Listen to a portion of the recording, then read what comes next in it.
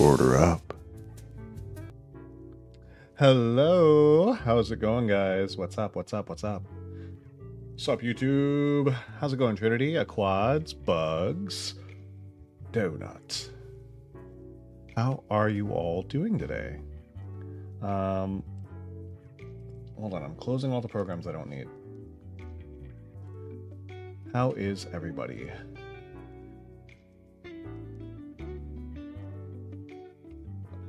I'm trying to get everything set up. Great and a little miffed. Why? What happened? Is it part of your build? Does it have to do with the Elden Ring Shamshir?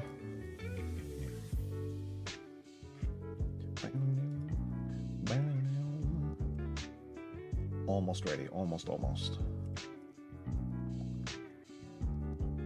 Just turned to school from Thanksgiving break today. How'd that go? I'm hoping well. Hope you are rested and recovered from your break, and now you are going to give school 1001%. That's what I expect. I anticipate 1001%. 100 is just not good enough. If you hear me drinking, I have a coffee because I just woke up from a nap. I parried Mark to death, but with a shield. The Shamshir parry is so tight you wouldn't believe. Alright. Next build. Shamshir parry. I would never. I just don't have the patience. I don't have the patience to wait for parries. If a parry opportunity shows itself to me, I dare you. No. If a parry opportunity prostrates itself, 1,000, I'll try. Good. That's all I ask. All I ask is you try. I know that contradicts what I said about I will only accept 1001%, but all I ask is you try. If you try and give 1,000%, then that's kind of the same thing as giving 1,000%, I think.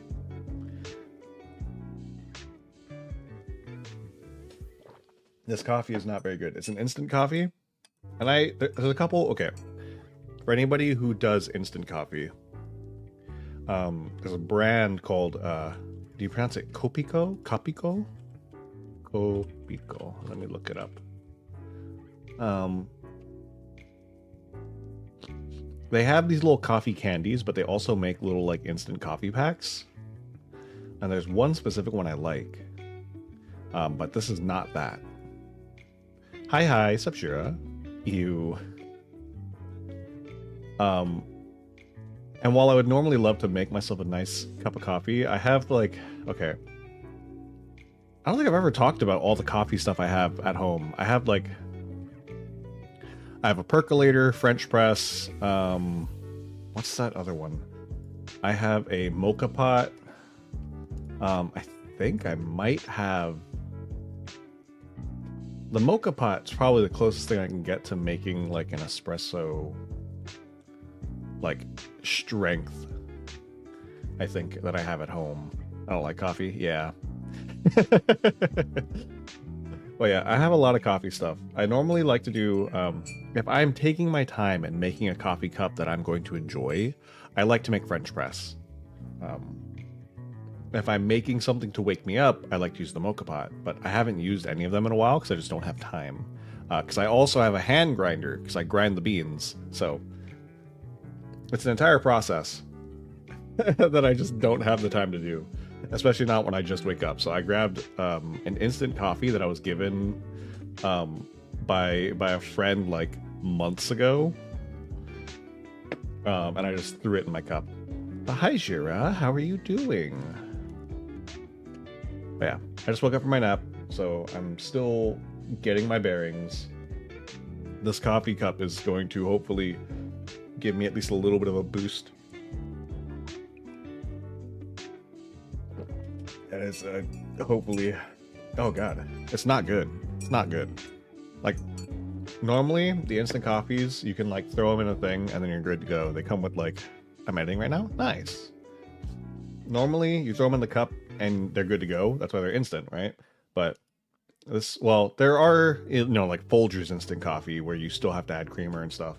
But there's like all-in-ones where it's like creamer, the coffee, and then like some sugar also. So you just pour that one in, you're all good to go. That's what this is supposed to be, but it doesn't come out right. So I had a little bit of creamer and a little bit of sugar, and it's still just no good. No good. Anyways, I'm putting up Elden Ring. Ah, God. Yeah, I took like the most restless nap, but I did take a nap. A nap was taken. Let me close a bunch of stuff. A bunch of these things I don't need. I can't believe how close we are to the end of the Elden Ring level 1 run. Granted, I have the hardest bosses to get through still. Hold on, you might hear me adjust something on the mic. It's crazy to me how close we are to the end. How's the job hunt? I have a couple things lined up.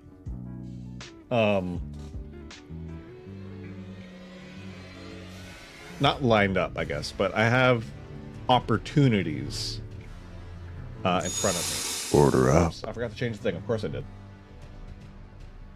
Don't mind that second order. Only one order, guys. You guys don't get to have multiple orders. So not allowed. Why am I... What the hell? Uh-oh. Uh-oh, everything's breaking. Oh, God. Guys, what happened? Everything's broken. Guys, everything's broken. What's happening?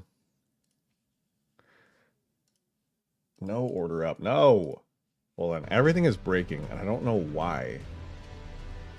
Oh, God. Hello? No! Whatever you're doing, stop doing it. Hold on. I know what's happening. I just don't know why. I had like... Oh, you know why? I updated... What the hell is this resolution? I realized why everything's weird. I was running into this issue... Borderless window, please. I ran into this issue with another game, and I realized it's because oh, hold on. Everything's breaking. Please, OBS, you want to fix? You want to fix? You want to fix? You want to fix? You want to fix? Want to be done stream without everything breaking? Yeah, that's true. Okay, so I had to update my drivers on my PC for my graphics card, and I completely forgot about that. And I'm guessing that updating the driver broke every game. It's all trying to update the resolutions and stuff now. So, okay. 200 souls, 200,000 souls. Let's go ahead and buy some stuff to upgrade, and then we'll get going. Okay. As I said, I have played. Maybe we'll do like a very short showcase of Lords of the Fallen at the end of the stream.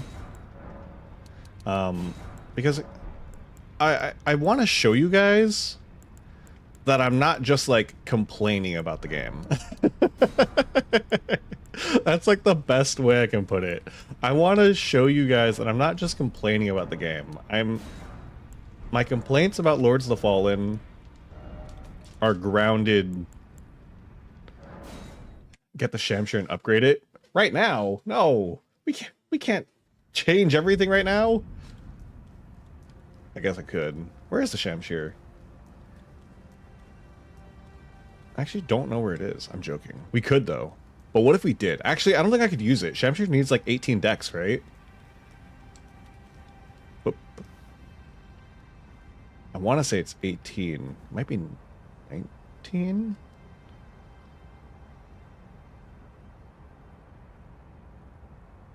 I don't know. I gotta look it up. Any curved sword can do it. Yeah, that's true. I think regular scimitar might be like 14 decks. Maybe 16. That might be doable. I can kind of get to that much. We'll just parry Melania with the curved sword. I do know parrying Melania is a way that I need you to not kill me. Whew. I just wanted to see if I could stagger you, please. You wouldn't dare kill me, right? You would. You absolutely would. Hold on.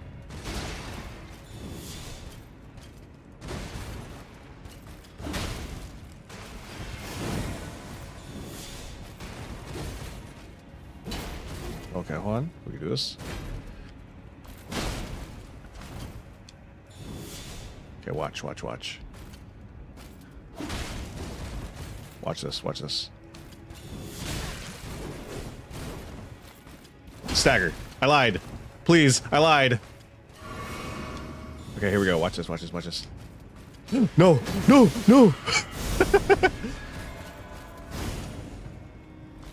There we go. Okay. Anyways. So do a R1 curved sword Melania parry? Yeah, I can imagine. I know that parrying Melania is like a very, not common. Well, I guess common. It's like a very standard tactic. Now, I have to remember what the easiest way to get to this place is, because everything's gonna suck. I think jumping over this ledge.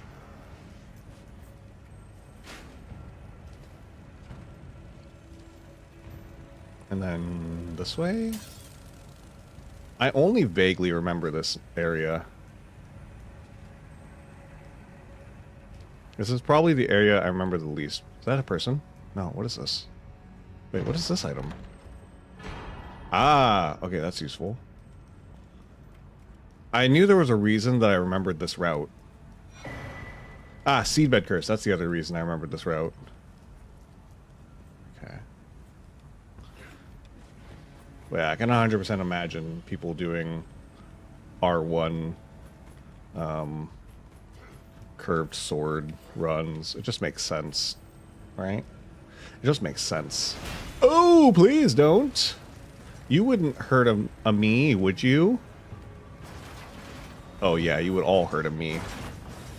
Every single one of you would hurt a me, given half the opportunity. Don't even look at me. Don't even blink. Huh! Idiots. They think they can stop me. Little do they know.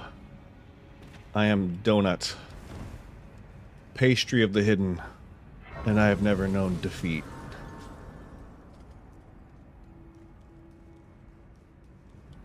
Alright, let's keep moving. It doesn't. Dodging is way easier than hitting the 2-frame parry. Those donut killers, how dare they? They dare. Dare I say they dare. It just makes sense. No, come on. It just makes sense. How am I gonna do this? The rot might kill me. Like, this might be the hardest part of this area, actually. I should have Bloodhound stepped, or quick stepped at least. If anything kills me, it's gonna be this area.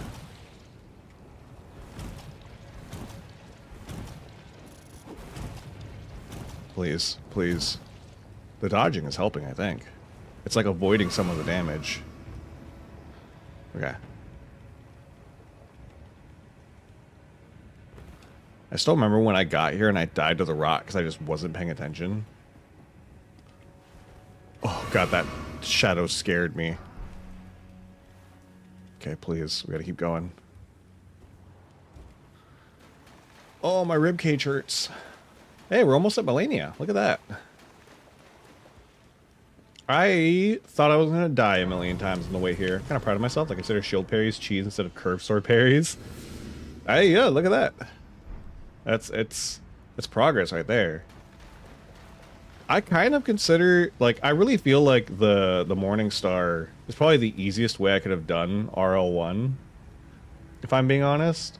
And I'm not opposed to it, right? I'm not sitting here going, well, you know, we got to go back. We have to do the run properly. It's more like, this is going to be my first RL1 run, and I'm going to take a break, and I'll probably do another RL1 run at some point. I'm not sure when, but at some point. Is this where I want to be? Why does this not feel familiar? People sleep on the Morning Star. It's true. Morning Star is just... Oh! Whew. That was dangerous. Yeah, the Morning Star, it's a really good weapon. The only reason people don't really pay much attention to it is that there's a lot of better weapons, right? When it comes down to it, you think of, like, every other weapon in the game. Or not every other weapon, but a lot of other weapons in the game are just very strong. Sorry, that was probably loud. They're just very strong. There's a lot of very strong options. And the Morningstar is a very,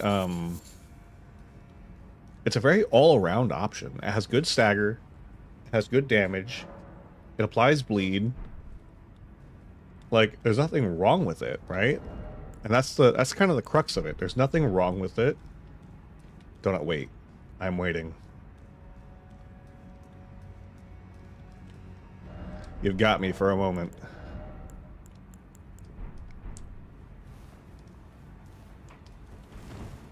Butterflies to craft rock grease. That would be smart, wouldn't it?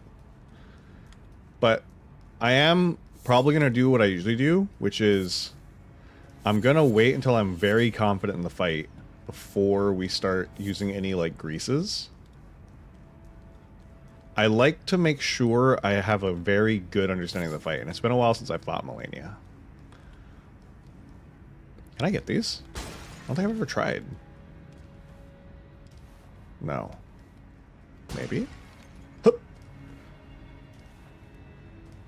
Of course, just reminding. Yeah. But yes, yes. What's going to end up happening is I'm going to do this. I'm going to get to the point where I feel like I'm confident in my ability to get through phase 1. Because phase 1...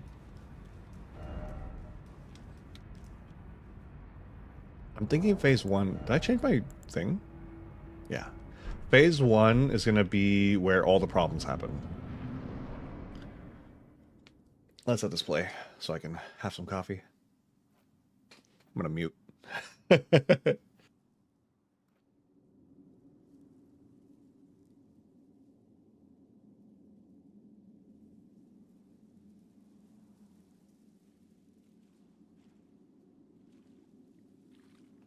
All right. Slurp. There she is. There's an enemy in Lords of the Fallen that reminds Jura of Malenia.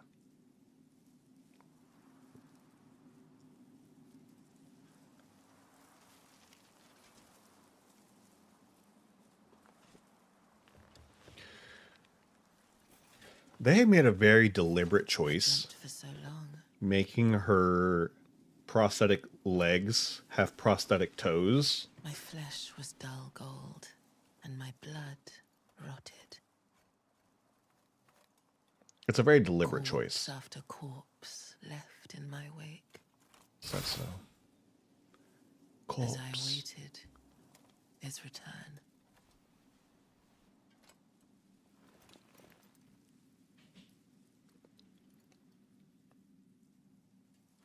I'm done editing, so I can watch. All right. Heed my words. Oh, she's gonna say the thing, guys. I am Malenia, Blade of Mikola. Oh my god. And you've never...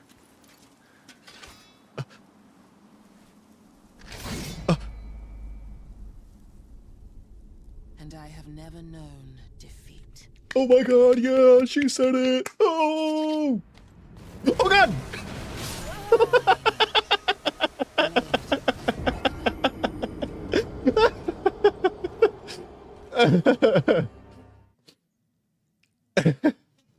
I picked up my controller so fast. She said the thing. L. I supposed to pick up my Malenia character in Discord. She got rotten everything. Nice. All right. Ah, god. Here we go. Let's see if I can remember it. That didn't take long. Yeah, no, it's kind of what we expect from Malenia.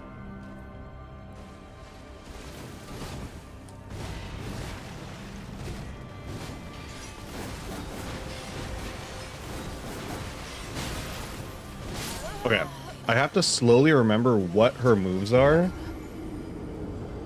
I am Malenia, Blade of Mikola. I am the Blade of Mikola. Malenia, Mikola Blade. Defeat. Ah. All right, let's put a shield on. Let's get parry ready. See, we could use carrying retaliation because it has extra frames. We're in here for a long haul. Yep, this is gonna be a long one. All right, we gotta meet her on her ground. I know she's wearing clothes now, but we have to prep for when she's not.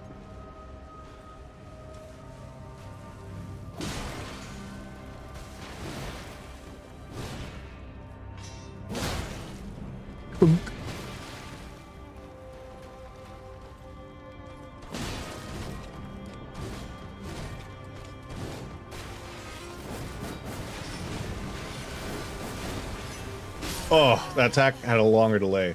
Extra frames. What a loser. Got my popcorn. Yeah, everybody get your popcorn. Get some snacks. Get some popcorn. Grab a water. Maybe hit the restroom. You know, there's plenty of time. It'll probably be the end of the stream before we get even, like, if I'm lucky, do the first phase. So, don't worry. You've got plenty of time. There is a specific attack that I know is like good to parry. Whoa, that was some reach. Okay, hold on. So we get one opportunity. That's some reach. I know that sword has a long range, but that's a lot of range. Okay, hold on. This is not doing me any good. There's probably certain attacks I can survive. I need a little more health. What are the odds I get to use my charge attack?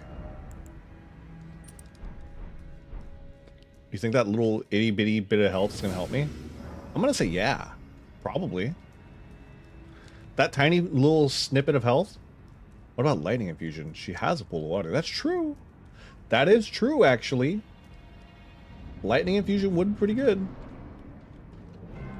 Lightning's actually really good in this arena.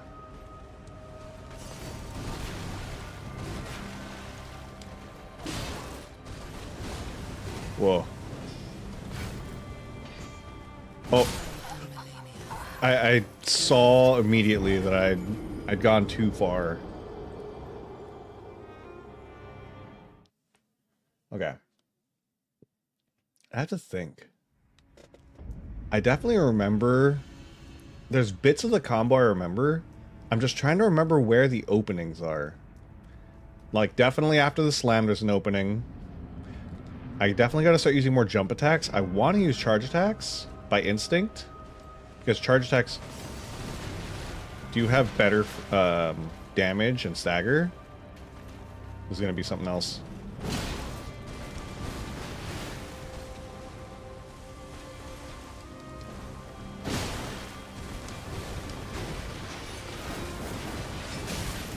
Whoa, that was unfortunate. Oh, I keep looking for the delay. I'm a BRB. Trust me, you've got plenty of time, Trinity. You can go take a walk, contemplate life a little bit, you know.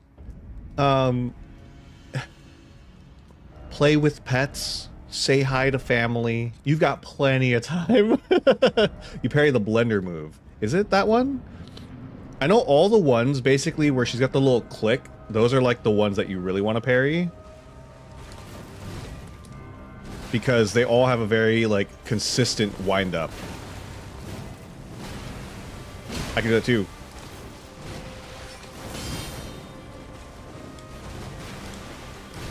That much I remember. It's every move where her arm clicks. It's like a very consistent parry, basically. I forgot I was using the one with carrying retaliation. I actually forgot. I went to parry and I was like, why is it blue? Here, for bugs, we'll use a standard parry. We'll use this one. It makes it a little lighter. Actually, but this one, can I wear gloves? Nope. I'm like, perhaps I could wear a glove? No. No. Alright. Well, good luck to me, I guess. I'm not gonna pick up my souls. I'm gonna let them just die. That way I don't gotta think about them.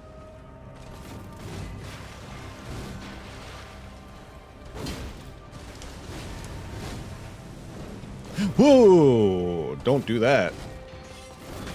Ow. Okay. We're gonna be in and out of here very quickly. That is the good thing, actually, about this. If I don't try to parry, I know I'll do this faster. And it's just because it's not got the buckler. I do, but I don't have the dex to use it. Actually, I guess I could have the dex to use it. Because it needs 13. Do you get the parry even if you don't have the dex to use it? Or do the frames change? Any idea?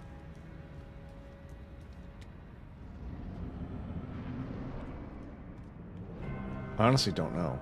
I guess we're gonna find out.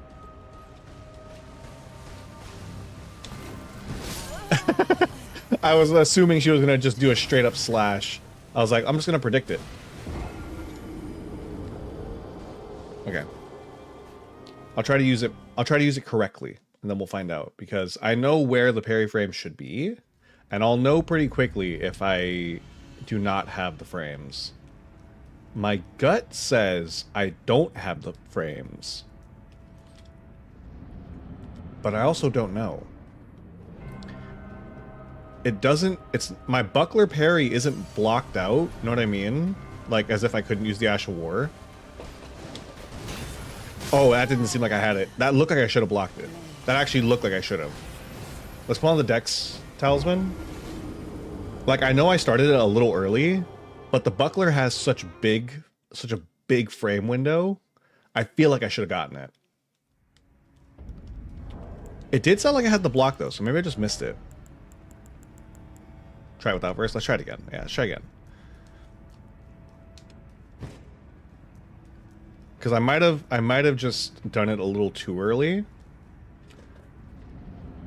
Let's see. All right, try again. Come on.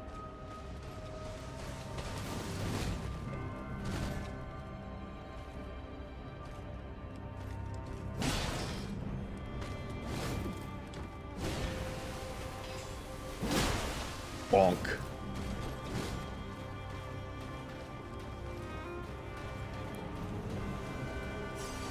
Remember Lobos doing it with the buckler? Got it. Come on.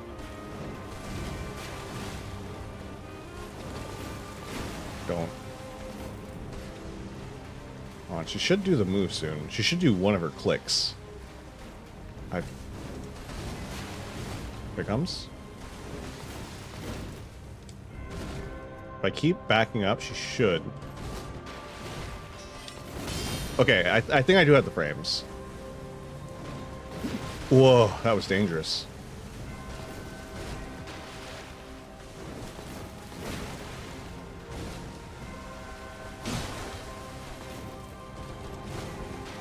Now we know. Yeah. That definitely seemed like I had the frames. The window would have been a little... Yeah, I definitely had the frames. Definitely had the frames. 100%.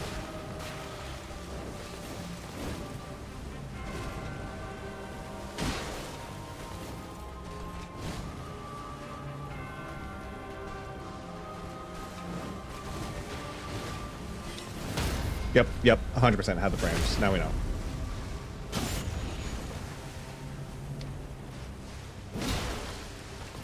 Bonk.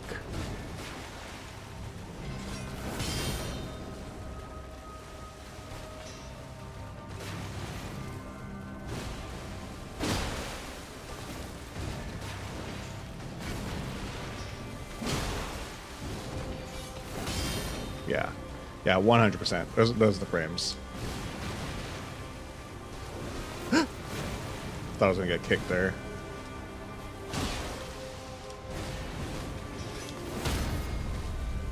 All right, well this feels, well, I say this feels too easy, but then I'm gonna mess up and get murderized, but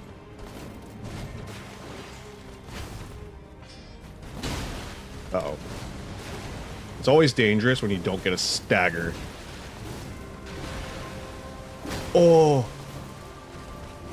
Like honestly, not getting a stagger is like the most dangerous thing you can have happen in the Malenia fight.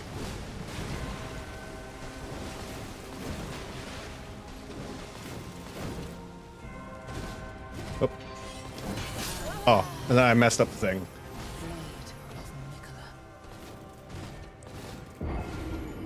But what's it called? I don't like in my head, I know this is the most efficient way to do this fight. In my head, I know running R2s, jumping R2s, and parry are the most efficient way to fight Malenia. But it makes me angry. Can I parry other attacks? I've never tried. I mean, I've only ever seen people do it on the moves that have clicks. That's the only thing I know. Because I'm actually unsure.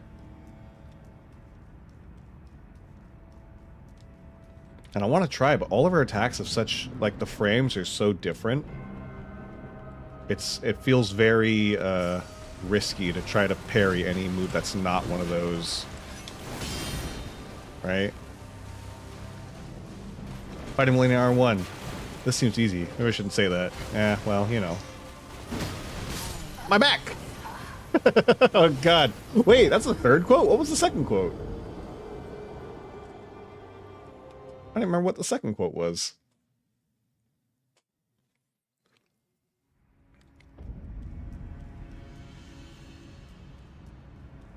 Quote.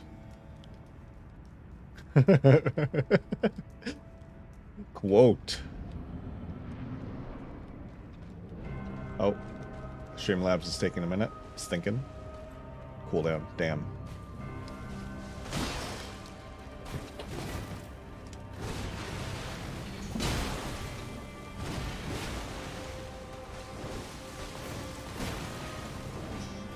Can you parry that move? The stab? We got through the hard part. Now we got to get to the hard. Now we got the hard part. All right, yeah, that's that. You know what? I remember that now. All right, you know what? This applies now more than ever. Yep. All right. You know what? That's very me. Yeah. The thing is, oh God, I hate my lack of patience because I know in my heart of hearts that this is the most efficient way for me to fight her. This is the way that will 100%, if I just practice this, by the end of the day, we will be through phase 1. But I'm like, well, there's got to be another opening, right?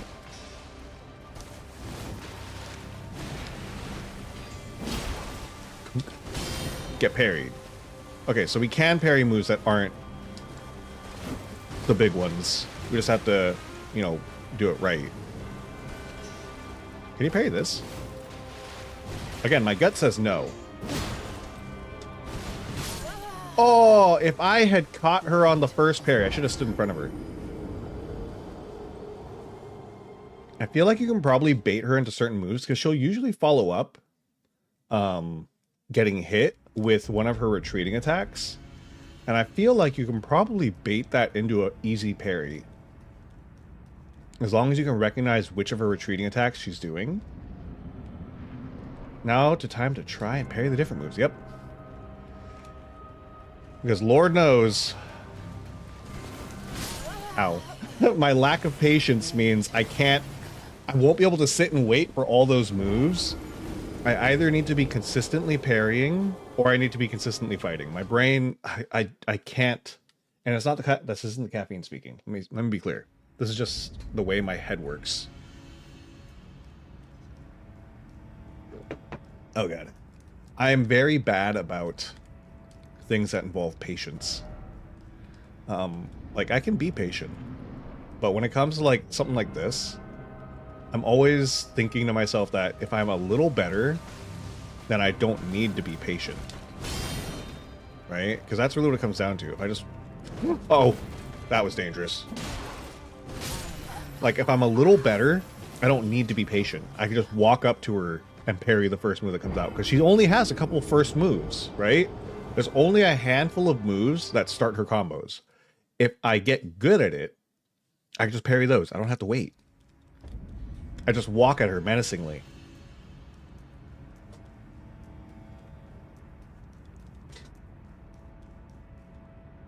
Like that first opening wide slash, that one I can parry. Taking this when I get to her, I'm going to do her early this time. Yes. I want to know if I can parry. I thought I rolled it.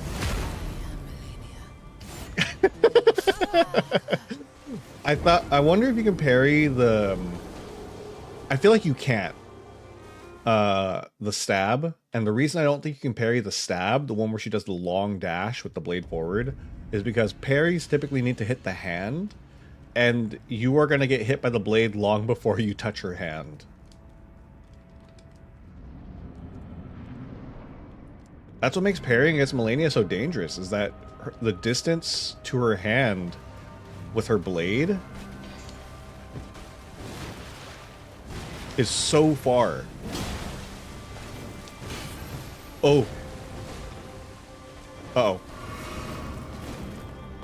Okay. Is that always that slash? No, it's not. Because I know she's done the kick and then followed up with a different move.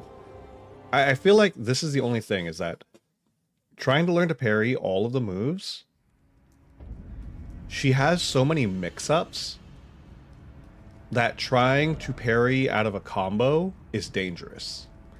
Parrying the first move, just timing, gotta keep an eye on when she starts her swing, yeah.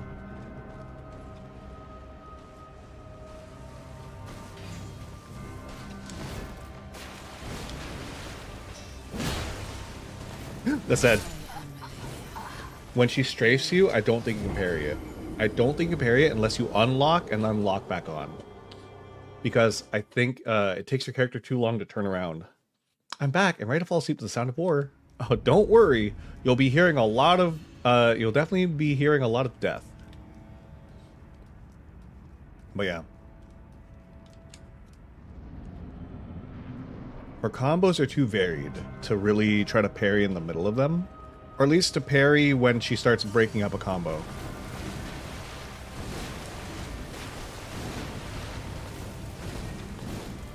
Right? Like...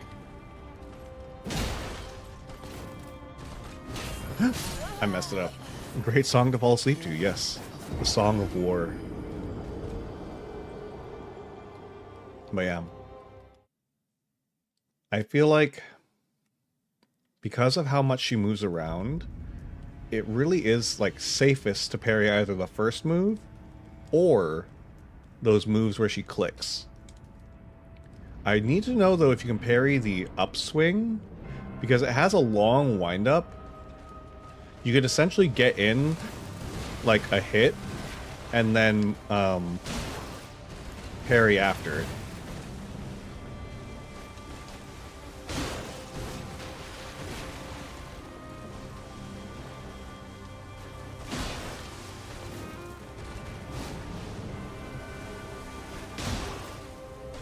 I messed it up. That's so long. The windup is so long.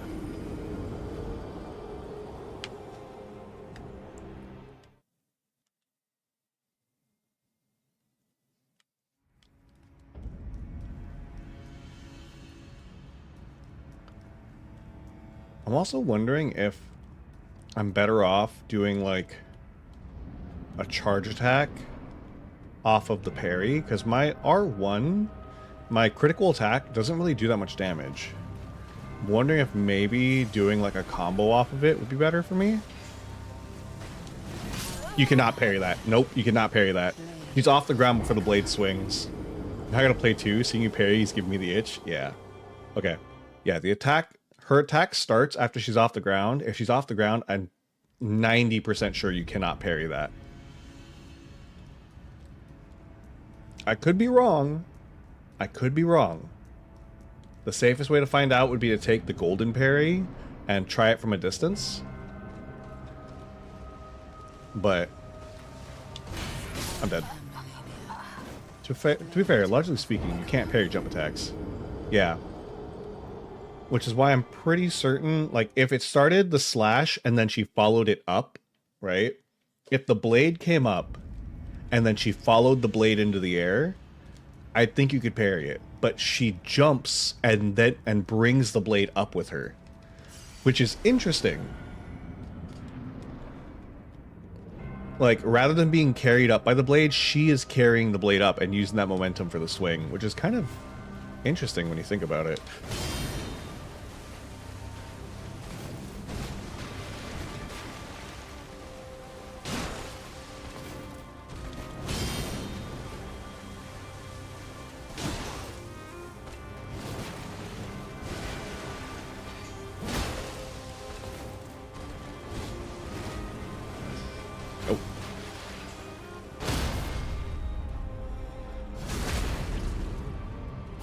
That's actually fair damage.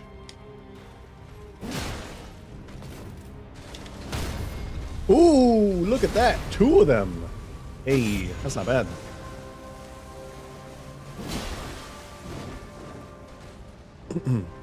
Her retreat was very interesting. I think I can get him. Nope. Okay.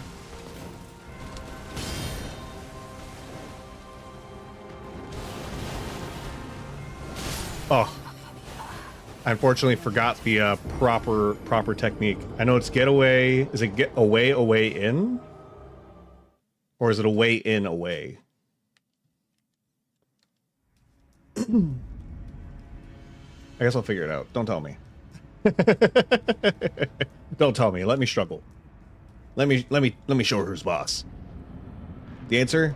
Probably her. Probably her. Gaslight, gatekeep, girl boss. Whoa, why didn't I roll? I was about to. I know, that's why I had to stop and be like, wait, don't tell me, don't tell me.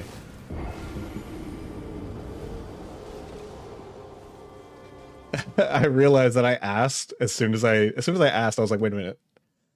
I know bugs will tell me. I know bugs will. Alright.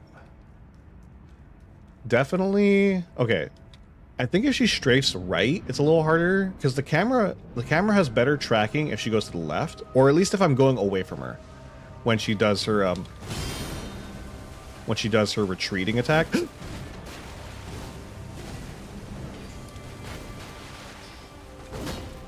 Uh-oh.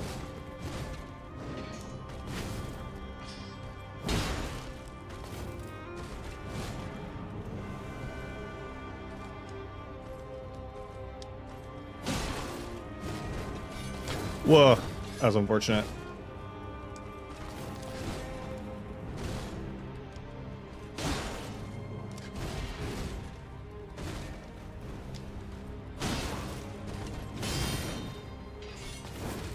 I buried that. Okay. There's definitely a rhythm. Oh, I thought I could. Okay, that's on me. I thought I could switch to two-handed and switch back in time. That's on me. I won't lie.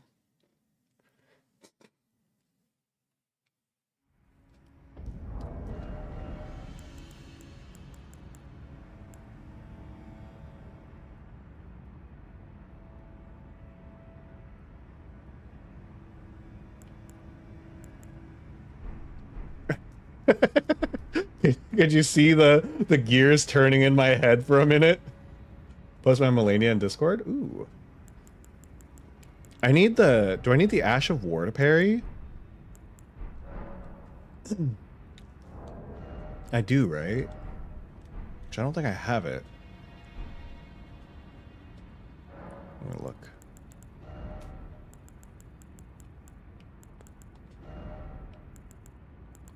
I think you need the Ash, right? Because otherwise you would just do the spinning attack. Alright. You buy it from Bernal?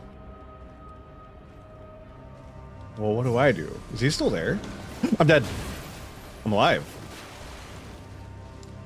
She wouldn't attack me while I'm doing this. She has too much honor. Idiot. I don't. Oh god, I'm gonna die. Only I had honor.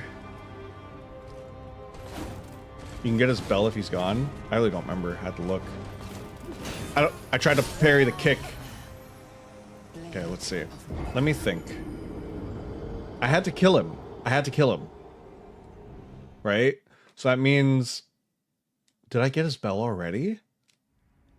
I had to kill him to get that one item. Did he drop his bell at the time? That's the question. Or do I have to go pick it up? What build are you doing? Strength? No. We are doing no build. This is level 1. I guess you could say strength. We have strength right now. How's it going? I'm sorry. I'm gonna butcher your name. I apologize ahead of time. Ronan? Is it Ronan? Pereira? Pereira? Pereira. Ronan.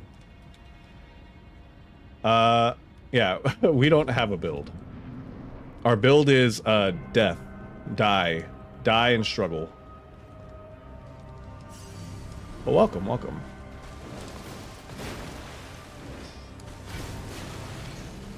Oh, I'm dead. I was under it. I'm in luck. Kinda? Alright, you know what? I'll take kinda. I'm dead. Oh, God. Struggle build.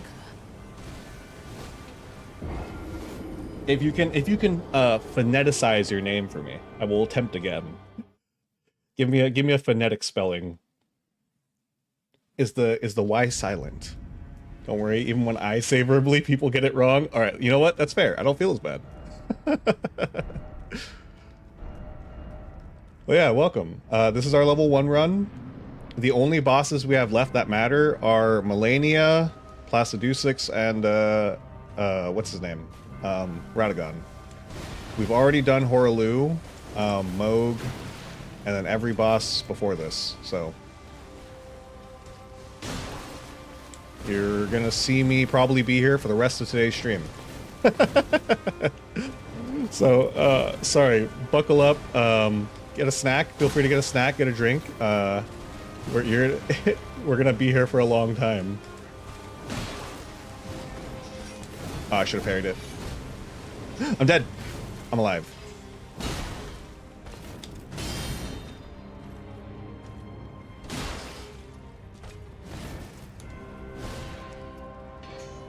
Alright, cool. There we go. Whew. Okay, so we're not going to make the same mistake. We're not going to try to two-hand. Oh, God. That's some courage. Yeah. I guess you could say that. Courage is a word you could use. Can you attack me? Some people might say courage. And I would be very happy to have the word courage be used instead of other things. Please. Oh, God. What? Here, we like to call that hubris. Whoa.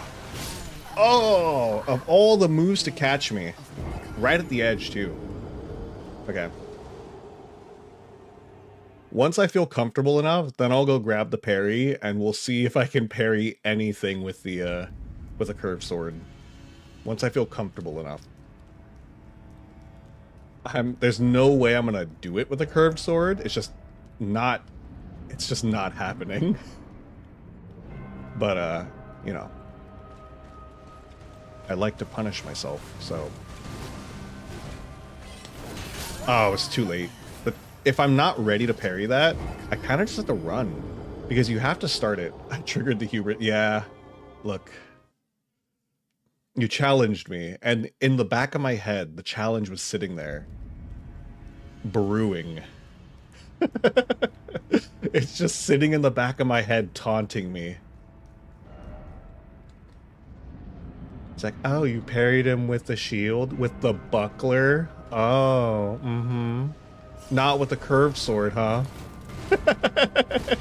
It's just in the back of my head, eating away at me. I didn't learn about seppuku until Melania insisted she try it on me. Oh, yeah. Yeah, Melania teaches a lot of people about that. I'm dead.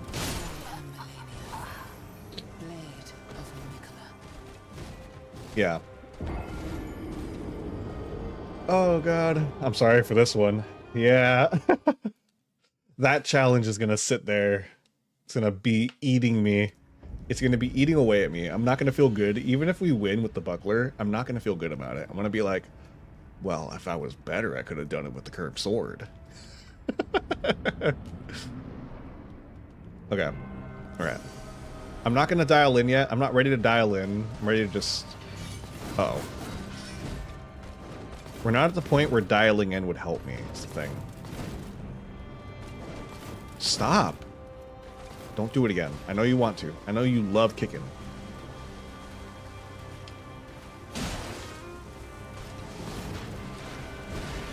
I don't think I hit this. Nope, I do.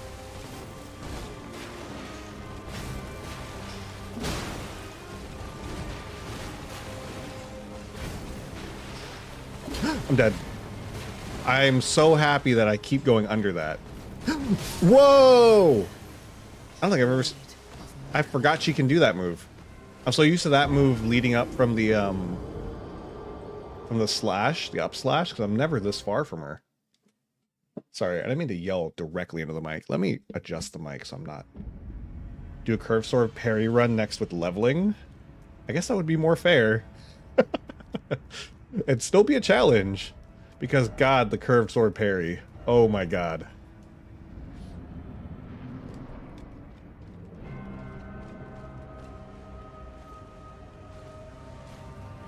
I need you to not do that. Okay. One.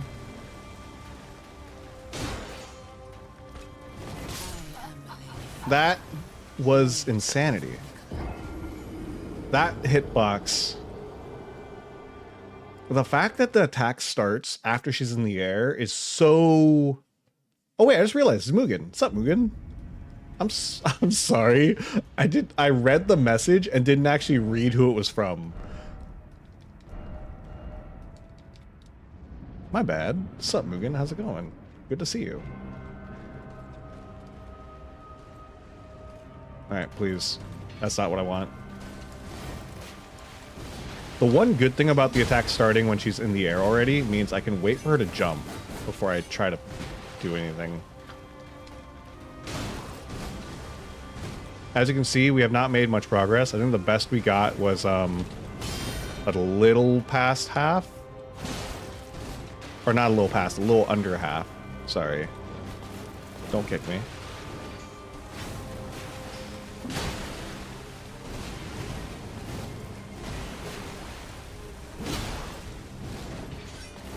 Oh God, I keep missing my opportunity to parry that.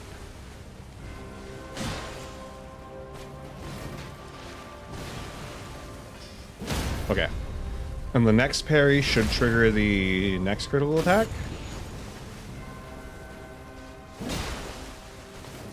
I'm not going to try for that one. That was probably a good one to try, but... I rolled a little far. Uh-oh. Not the mistake I could afford.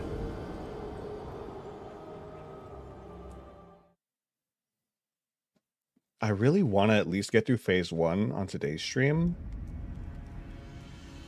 Because I can guarantee you guys, as hard as Melania is going to be for me right now, I am certain Placidusix is going to be harder for me. That monster is just going to... There's so many attacks that dragon has that I'm bad at dodging. That I know it's going to make my life hell trying to fight it later. Oh.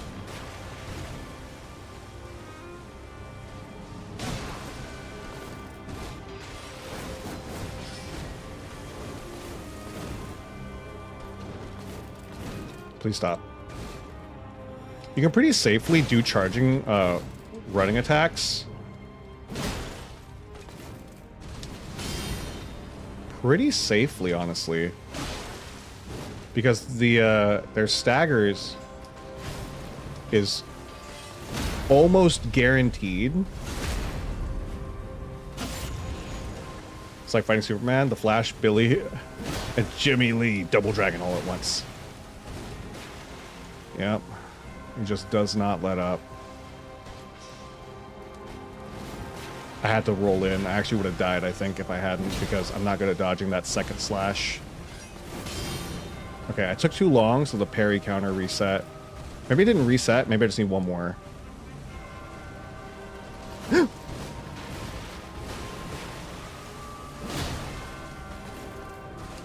God, I was not ready.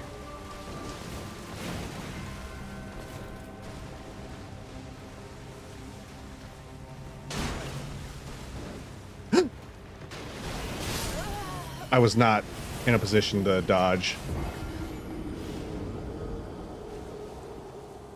I feel like I remember it being away through. That's what I think it was. At least with light dodging.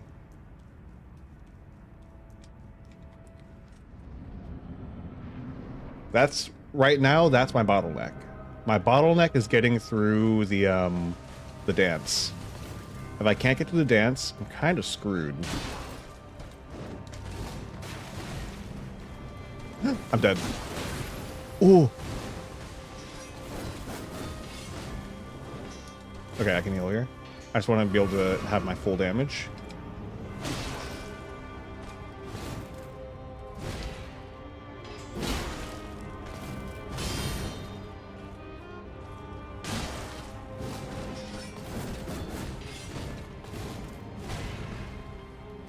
I might want to put the charging thing back on. Did I take it off?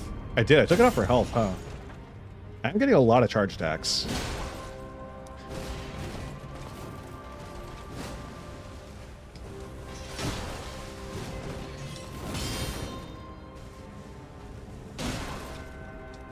Oh, I thought I could get it. I saw the arm move, and I thought maybe I could get the parry. I should have just rolled. Okay, I think we put on the charge attack amulet, because I am getting a lot of charge attacks.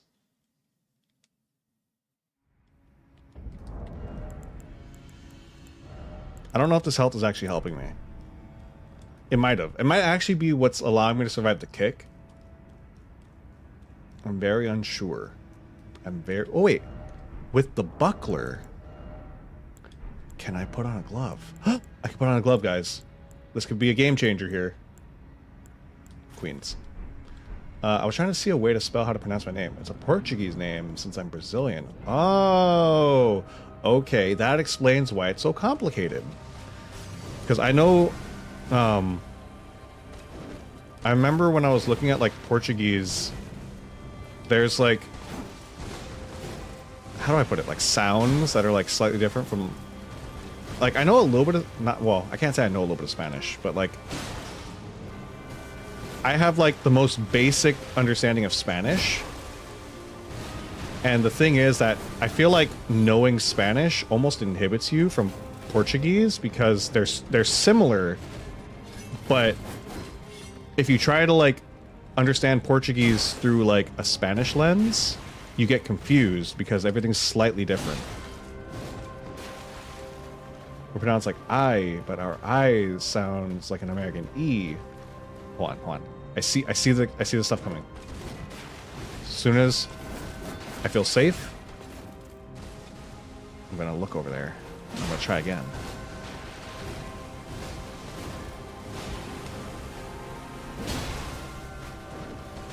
That could have been parried. Nope.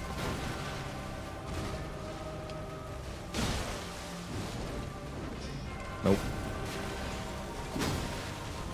Nope.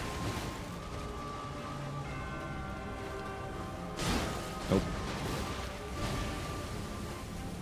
Good. Oh. Good thing I failed my Spanish class. Okay. Like I, but our eyes like American E. Like short E or long E? Like E? Like Spanish E. Y is E. Cool. This R is also different, like Russian R. Hold on, what's the Russian R? Russian accented R. Hold on, I actually don't.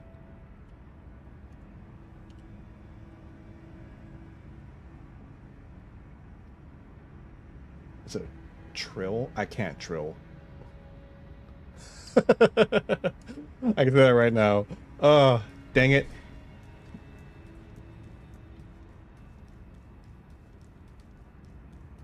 So, oh God, I can't trill my R's.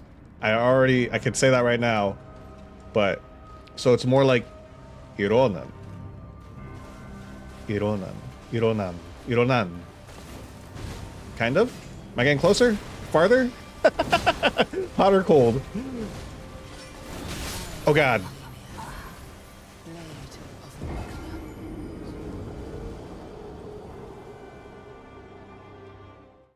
Languages are very interesting. That was a perfect pronunciation. Nice. Look at that. I'm probably gonna forget it, and it's nothing against that. It's just the fact that I have this bad habit. I'll remember it, and then I'm gonna forget because I'm gonna fill it with with memorizing these combos. But if I remember that it's Spanish Y sound, like I, it'll be easier for me to remember. I'm gonna like parse it out into bits and pieces. Stop, Melania. I need you to stop. Your combo has to end. Stop. Okay, I gotta heal. Okay. Yo, Melania's being ruthless right now. Wait, say it again. Ironan. Or wait, was it the long? Ah. Hold on. Stop, Melania. I need you to. I'm dead. I need Melania to stop for like 2 seconds. Yes. Okay, cool. Nice. Power.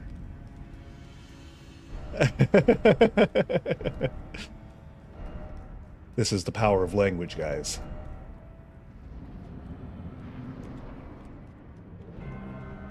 Pretty name. Good name.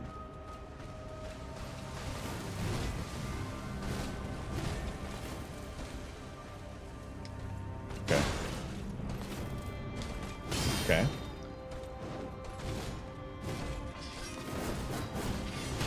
Okay, I was curious if I could parry that in the middle of the combo, but I think my wind-up is a little too long. Nope. Nope.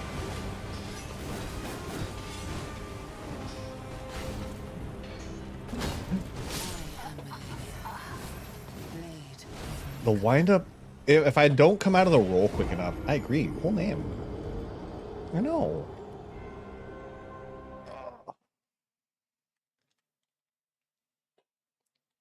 You know what I think is something very interesting I've noticed? And I feel like I see this in a lot of Souls streams particularly, is that I feel like Souls streams tend to be very, what's what I'm looking for? Multicultural? Like, I feel like we get people from a lot of different places when we're doing Souls streams, which I really like. And I think it's because everybody understands Dark Souls. Everybody understands the pain and, like, work that goes into a Souls game and playing it. I'm gonna die.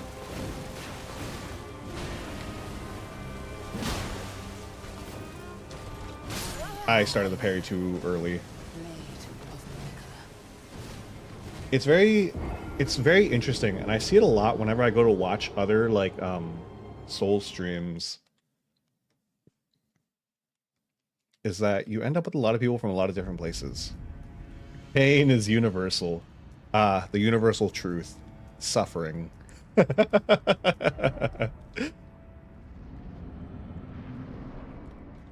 actually been meaning to go back to studying... this is completely unrelated. Well, I guess not completely unrelated. This is related in that we were talking about Spanish for a moment. I want to go back and, like, refresh my Spanish, because I have a decent understanding of Spanish when it's spoken to me. I forgot how quick that comes out. Oh! Thank you for reminding me who you are, Melania. Blade of Mikola. Someone has the patience to play a Souls game has the patience to learn another language, I think. Yeah. You know, the irony is that I feel like I'm probably the least patient Souls player. I have resilience. I'm very good at not losing my cool on things and kind of coming back to things. I'm Italian is closer to Portuguese than Spanish is. I haven't heard that, but I can kind of believe it because Spanish and Portuguese are like surprisingly different. If you know Spanish and somebody tries to talk to you in Portuguese, you can get very confused because they're like just different enough to make things, the language is just different enough to make things like, well, confusing, I guess. And I don't know any Italian, so.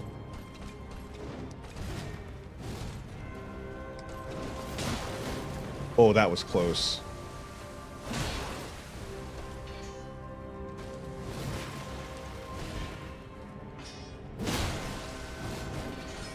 I keep not parrying that. I'm going to my happy place, which is fighting immediately and no waiting. I'm going to my happy place. Depends on the country, I think. Really? I guess that's true. There are, okay. Spanish has a lot of dialects. Like, I think even in like Spain or like in the Spain area, I want to say there's multiple dialects of Spanish that are pretty distinct from each other. Not counting like, you know, not even going to look at like South America. Don's happy place is one of brute force. That's actually very true. My happy place is coming in here and showing the world violence. This is my happy place. Ow. Portuguese and Portugal versus Brazilian Portuguese.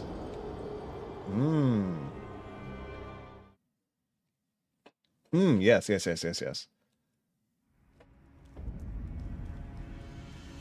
It's really interesting. I'm not sure which language has the most dialects. Like distinct dialects, right? But I do feel like well, obviously Latin languages have a lot, but languages that you consider like not Spanish but close to Spanish, right? Definitely come pretty close.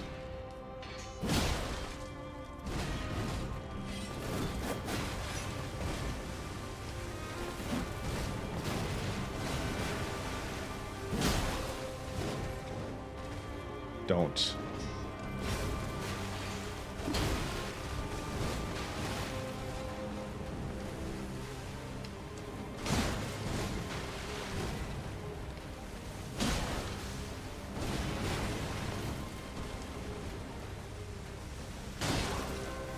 One good charged heavy, and she's gonna drop. Right here. There's African Portuguese too? Really? That I didn't know. That's like completely out of my knowledge.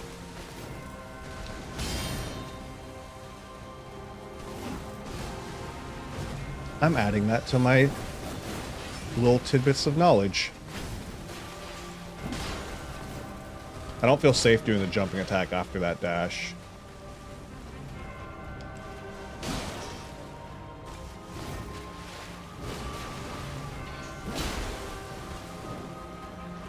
I'm dead.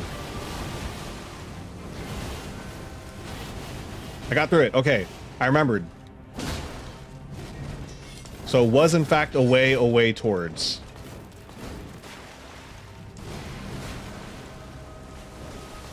Now that I know what to do, I'm feeling much better.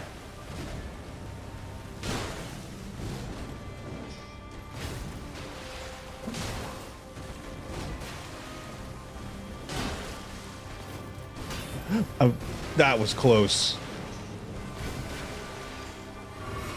She regained a good chunk of health too. That's what sucks about that. Oh, there goes the bleed. I started too early. I think by starting too early, I threw my roll off of the rhythm. And so I wasn't making enough distance. That was pretty good though. We got through one. I always want to call it the swan dance. What's it called? Waterfowl dance. A swan's a waterfowl, right? She Uno reversed your bleed. She really did. She said, excuse me?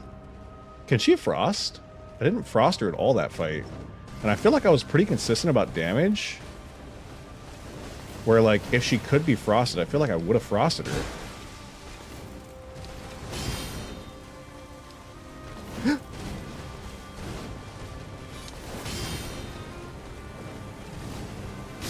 Ouch. She can, of course. Even if you talk about it with some Portuguese speakers, they might not remember it. But Angola, Guinea-Bissau, and oh, is that how you spell Mozambique? Mozambique?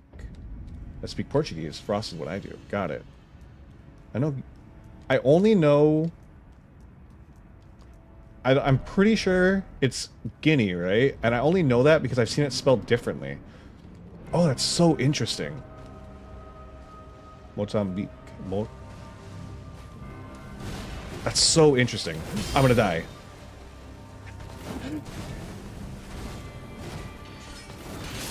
Ouch. God, please.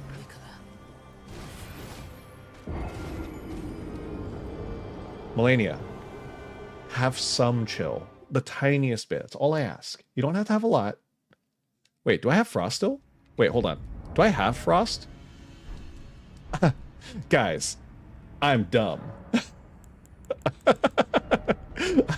I forgot that I took off my frost. I don't remember why I took it off. What boss did we just fight? Moog? Why did I take off frost for Moog? No, we fought Loretta. That's right. Okay. Question Melania. That's the Portuguese way to spell it? That makes sense.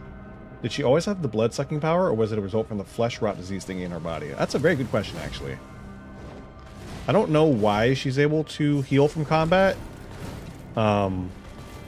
It could be part of her being a, what's the word? Oh, hey, look, I'm doing more damage, too. Part of her being,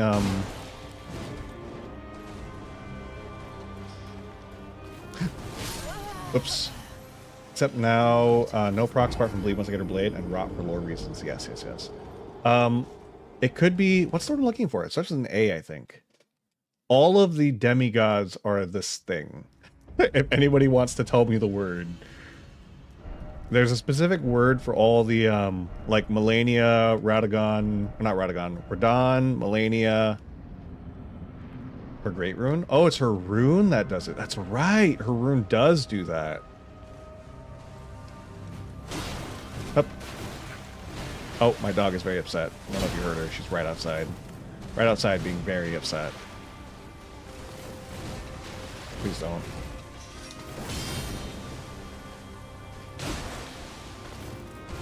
Oh, I was in a bad spot. Do I get to heal this? I do.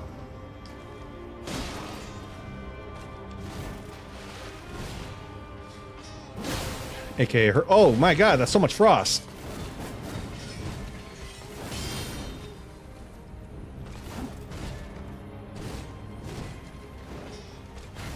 Maybe correlates to the degree of rot. I'm wondering if part of it was to combat the rot. Like if you think about it, like her having uh-oh. Her having the ability to heal from combat. No, because she's delayed the rot. Okay, so I'm gonna die. Okay. So we gotta remember. She undid the thing that was holding back the rot, right? If we remember right, if I'm remembering correctly, okay? That golden needle, the unalloyed gold, right? Melania also had one of those, right? I'm remembering correctly, right? And part of it was to keep back the outer gods interference, whatever. But it also held back the rot. And I'd swear there's like a tidbit of information that says that she removed it in order to access the rot, basically. To unleash it like fully. She basically pulled the pin like a grenade. If I remember right. You guys can feel free to correct me. But that's what I remember. And sometimes I remember incorrectly. I'll be the first to admit it. Oh, that's the frost proc saved my life.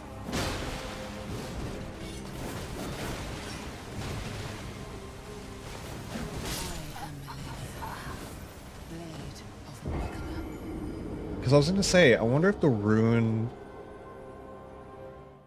That was her Comet Azure moment. Yeah, yeah. Yeah.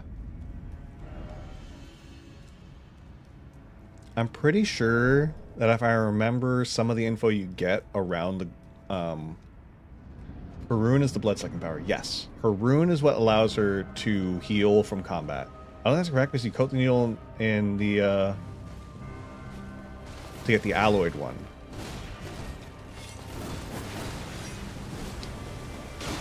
I feel fairly certain that there was a little tidbit of information because I'm pretty sure the guy mentioned something about... I'm going to look it up later. I'm going to look it up after stream because it's going to bother me. And because I'm so certain about this, and I must have gotten the information from somewhere, but where I got it from, I'm unsure. But I'm certain I got this information from somewhere that she... because the unalloyed gold, not sure because I'm rusty on my lore. I know the unalloyed gold thing is a Mikola thing. That's very specifically a Mikola thing. And I thought he did it specifically to protect Malenia. Like, that was like the big reason. It was also because, you know, they just wanted... Oh, I'm dead.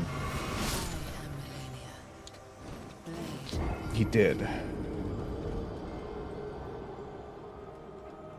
Oh, Malenia, no defeat? That's a very good question, Dra. Very good question. She definitely has defeat. And I'm going to make her know defeat. Oh, I can't kick. I forgot. I forgot this isn't Dark Souls 3. But yeah. I'll look it up. I'm going to look it up because... I'm going to look it up later. She pulled the pin in Caelid, though. Yeah, that's what I'm pretty sure. I'm pretty sure I remember she pulled the pin in Caelid to fully access the rot. Like, I'm pretty sure it was holding back the rot, basically. Like, keeping her... Ow! And that's why it's broken. That's why I feel so certain that the reason it's broken is because she pulled the pin to nuke Caelid. What's up, Droa? How's it going? There's going to be a DLC thing. That'd be nice. Welcome, welcome. As you can see, we are here at Malenia. We're in level 1, struggling, dying. The closest we got was surviving 2 waterfowl dances, and then we died. Or surviving 1 waterfowl dance, and then dying to the second one. Stop. Are the runes pre-shattering? They all have pieces of the rune, and then the rune shattered. They all had their own runes, and then they were squabbling over... Oh, that's so scary. I don't know why she did that. And they were squabbling over basically collecting them all. I felt pretty confident that the frost was going to save me there. Post-shattering.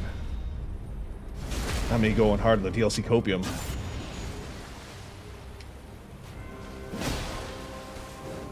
I'm dead. Is it better to run or to roll? That is a question I will ask. To the class. Is it better to run or to roll from the first 2? Does it depend on how far you are?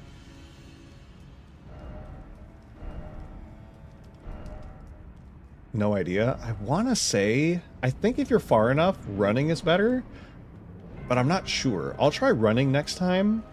just so we can kind of get an idea. I'd like to confirm these things ahead of, you know, our death.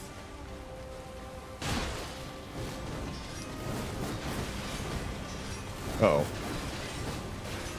Excuse me? That long one is the end of the combo. So if she does a quick one, she can still combo off of it. I'm unsure if Melania just has like a list of moves that combo into each other, or if she has kind of like a... I've never checked the numbers to see if like any of the bosses have like a stamina bar essentially, or if they just have like a list of combos. Because it'd be very interesting if Melania is able to combo any of her combos together as long as she has the stamina and it's not a combo ender. Because like the real lore secret is that she is the Blade of Miquella. I bet you never heard that in game. Guys, all right, I'm gonna have to break the news to you all. The truth is, Melania, she's the Blade of Miquella. And you know what she knows? You know what she doesn't know? She's never known defeat, all right? Okay, just making sure you guys all know. Making sure you all know. As long as everybody here is on board, all right? I'm hoping to see more of Miquella in the DLC. That's what we're all kind of hoping. Don't... I'm sorry, that was so visceral. I was so actually afraid.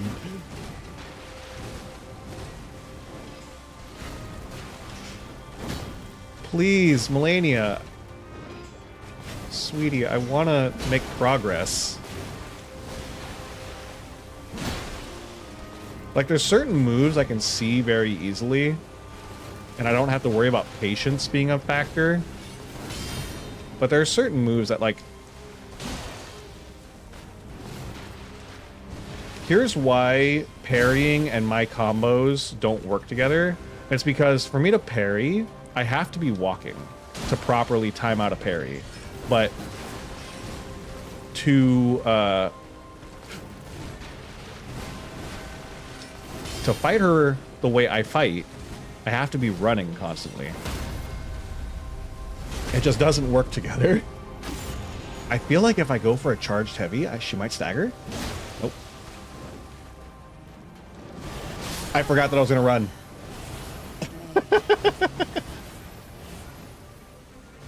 I see her jump in the air, and every muscle in my body tenses with fear. She's just so scary when she's in the air. She's just so scary. Oh god. Okay. Oh. All right.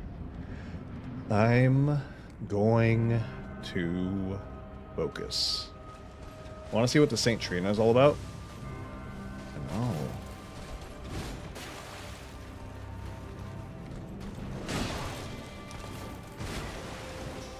People are hoping that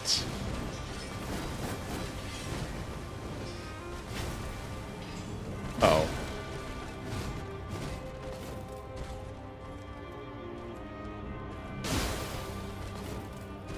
I should have parried that. I should have parried that.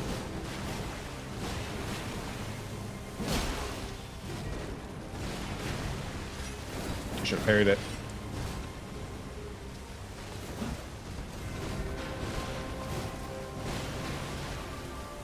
Sorry. People are hoping that because the DLC seems to be Miquella focused, that it will also have Saint Trina stuff. I almost tried to parry that, and I think it would have gone poorly for me. But I also feel like maybe it is parryable.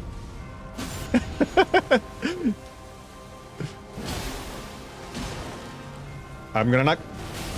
I was like, I'm not gonna start running in time. Okay, I gotta remember, once Melania hits about half, she's guaranteed. If I can get her to half, she's guaranteed to do waterfowl dance as soon as she gets up. If I can get that stagger at that point, she's guaranteed to do waterfowl dance. I just gotta start running away. Right now, lore has that Miquella is Saint Trina. Yeah, that's what a lot of the lore is. It's kind of like Gwendolyn of Anor Londo. That's kind of like what people are thinking it is. So they're thinking that with this DLC being Mikola focused, that will also get Saint Trina stuff. I know what you mean. I don't think I've ever beaten Melina without using broken items or summons. We've definitely had some silly, goofy moments here.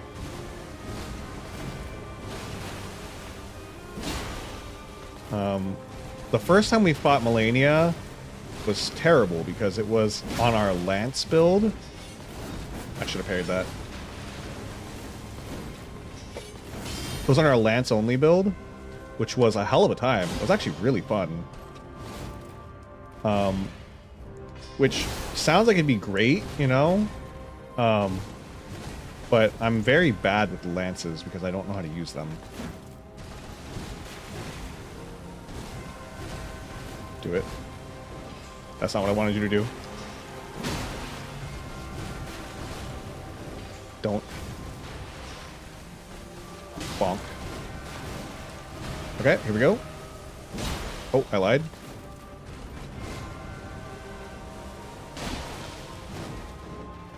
Hold on. Okay, this should stagger. And then we just run. But we're gonna try this, alright? We're gonna run away. Oh? She's baiting me. She's baiting me. Watch, she's gonna waterfowl in a second.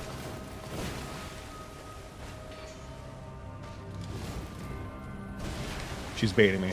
She's baiting me. She's gonna waterfowl. I'm so scared.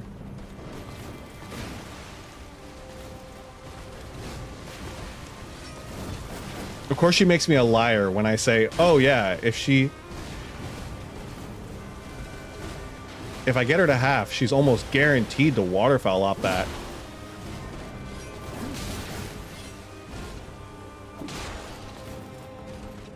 Of course she makes me a liar.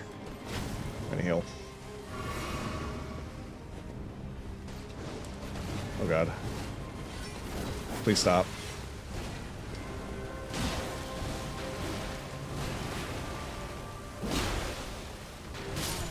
Are you Jimmy Johnning me? He was just edging me with the waterfowl dance.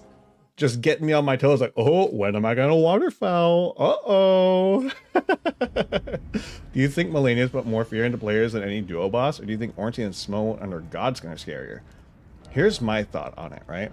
I think that there's a lot of hype around Melania that has made people more scared of her than they need to be.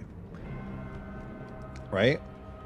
I think that Melania does discourage a certain type of gameplay, which makes her more difficult than some bosses, but I think that if you think about it this way, she's not hard in the same way that a lot of duo bosses are. A lot of duo bosses, they're not impossible, obviously. I've gotten here without summons. Are you... Melania's a beautiful fight, duo's just scary, yeah. I think that Melania is very... I don't want to say she's overhyped, but I do think she's hyped a little too high. She is a very good fight. She's probably one of my favorite fights. Obviously, my personal favorite is Hoaraloo. I'm not sure whether Malekith or Melania goes next for me, but I think that duo bosses... Oh. The thing about... I'm gonna murder you! The thing about duo bosses is that you need to play them so specific. Like, there's a specific way you have to fight a duo boss that just isn't... It's not fun. When I saw her waterfowling before we were either 40 or 70% of HP, yeah. Normally she does it at like 60% HP, somewhere around the halfway point, she'll waterfowl. But for whatever reason, earlier she just like, she knew I was waiting for waterfowl and so refused to do it. 100%. I think the AI knew that's what I was waiting for. Whoop.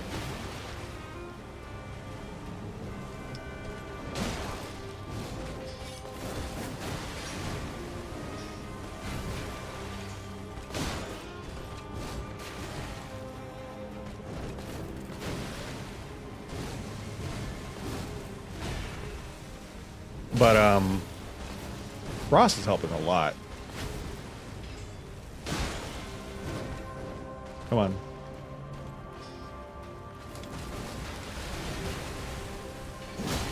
One more. Oop.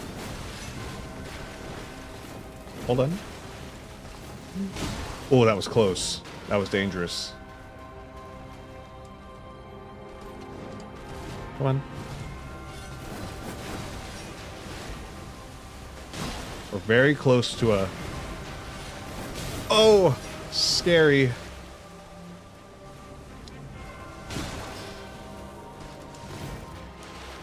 We're very close to a stagger is the thing. I really don't want to miss out on the stagger.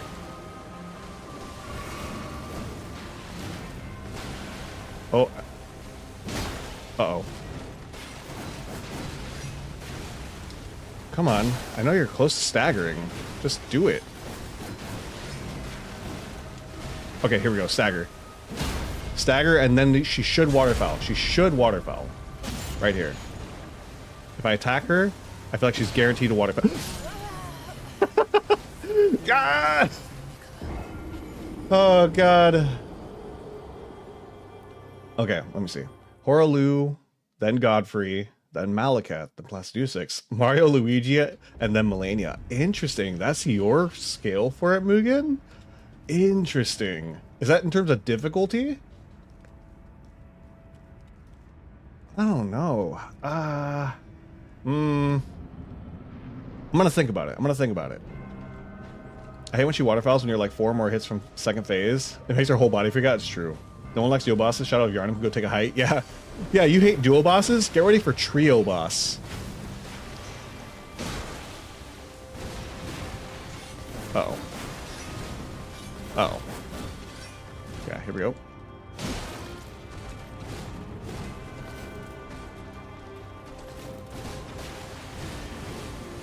Yeah, see, if you can't tell...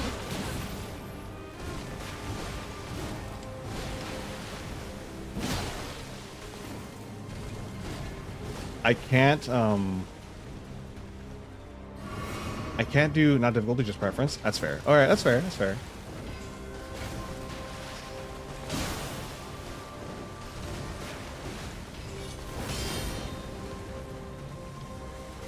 Oh. I gotta think about it. I think Plastudusix is a very cool fight. I'm not particularly a fan, but that's me.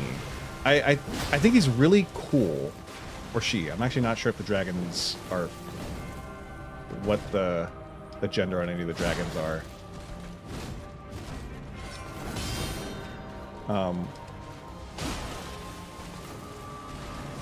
Okay. When I get rando summon for those bosses, I'm more prepared for every other boss aside from Melania. That's fair. Okay. Here we go. Alright, I'm gonna try running. Okay, if I start running the moment I see her get in the air, I'm fine. I'm waiting for duo boss's second phase. Dude, don't put that sickness upon me. I'm a solo player. I so rarely summon, so... Oh, thanks for the follow. Nice. Thank you. Thanks for hopping in the box. Please. I am a solo player, so a duo boss with a second phase is like my nightmare. Oh, I was so distracted by the thought of a second phase on a duo boss. Oh, when I got rando summon. Oh, yeah, sorry. But yeah.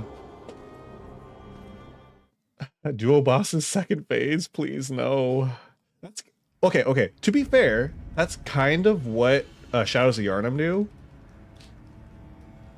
They kind of have a second phase, because once you get them to a certain point, the heads come out, and then once you've killed one, then they start using like the super snake magic. So I guess you can say we've already kind of got that. It's not the same though. Shadows of Yharnam already... Are you kidding me? What kind of rob when it comes to the fight with Horalu? Should have been a duo boss fight with Sarosh. Dude. I'm hoping Forgot about Super Ornstein Smoke. That's true.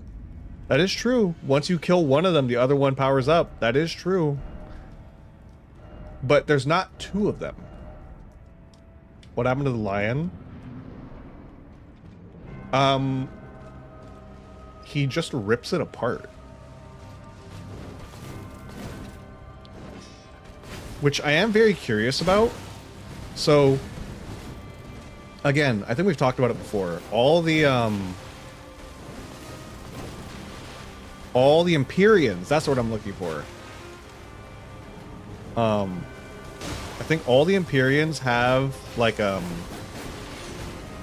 don't know what to call it, but they have their, like, familiar, right? Like, you kind of don't realize that, Godric has one, because his is the lion that's, like, guarding the tower, right? You don't really think about that as being his, like, familiar.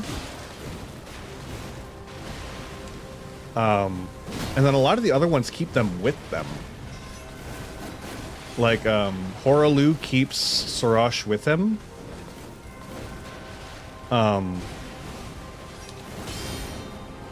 What's her name? Renala has the, red dog of Radagon. But I am wondering about Sorosh. I feel like we might, if we're lucky, we might get Sorosh in the DLC. I was not started soon enough. He did a Simba's dad. I think Horalu ripped his upper torso out before his lower torso fully materialized. That's my working theory. He definitely, it's very unclear what he did. Because he kind of pulls him out. It looks like he rips the lion's mouth open. But it does kind of seem like he almost peels it off of himself, right? But yeah, all of them have their own familiars. And I think Sorosh is the only one you don't fight.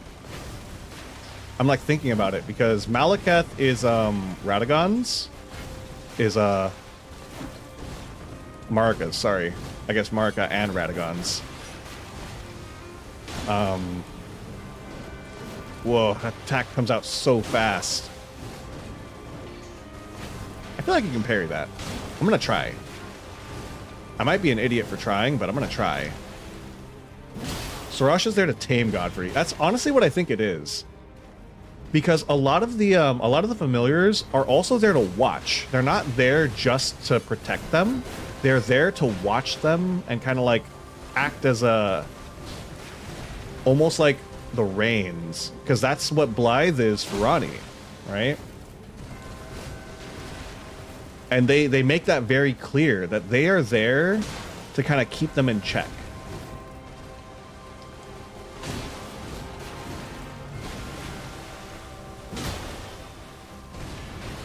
And so I think it's kind of like implied that like we don't really know. I thought I was gonna try it and I didn't. I'm a chicken. I'm a coward. I'm sorry, guys. I'm not the hero you thought I was.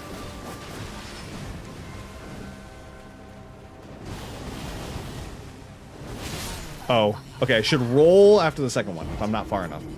The red magic dog was Renala's? Yes.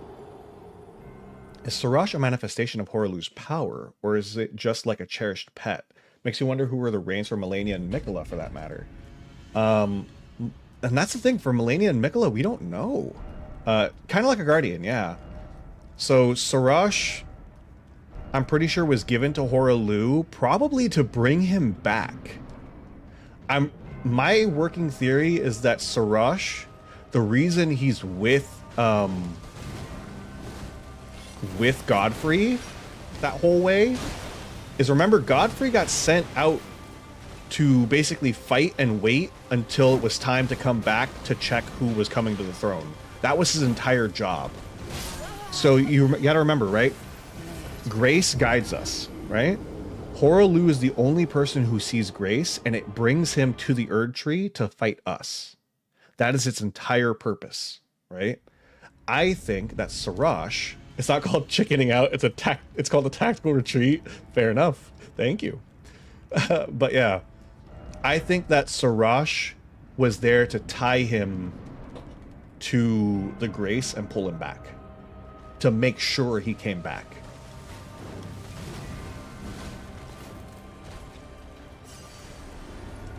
Again, well, we have no idea. Ooh, I've never noticed. Pay attention next time she does that upward swing. You see her clench her fist. She slowly clenches each finger one by one. It was like a really nice touch on the animation. Like, really nice. Just watch for it. Next time you see her do it. That's what I think too. Yeah, that's my working theory for why Sarash is where he is.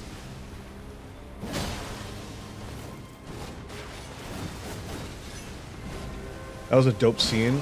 Uh-oh. Seeing Grace connect to Tarnished, it was really cool. I think it's a very underappreciated scene. Having the Grace bring Godfrey back. He picks up Morgott, and then having the Grace turn him around to face us. That was probably one of the most underappreciated scenes in this entire game.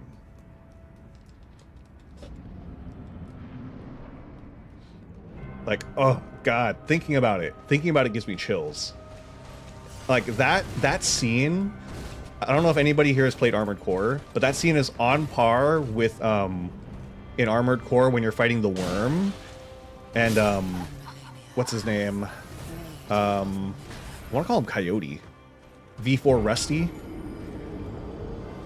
I'm gonna head out. I have a test tomorrow night. Good night, folks. All right, see you, Ironan. See you. Have a good night. Catch. Hopefully, we'll catch you next time.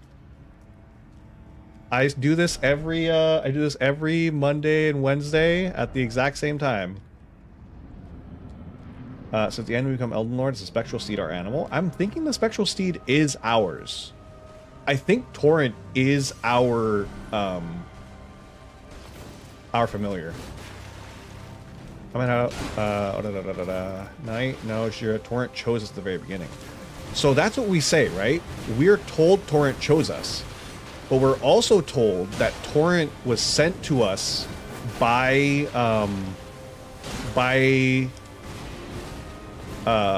Torrent's previous owner, which some people theorize that it could be Mikola, right? And it would make sense if it's Mikola. Think about it, right? If Mikola sent Torrent to us, Mikola's trying to get us to end the Erd Tree and what's going on. I tried.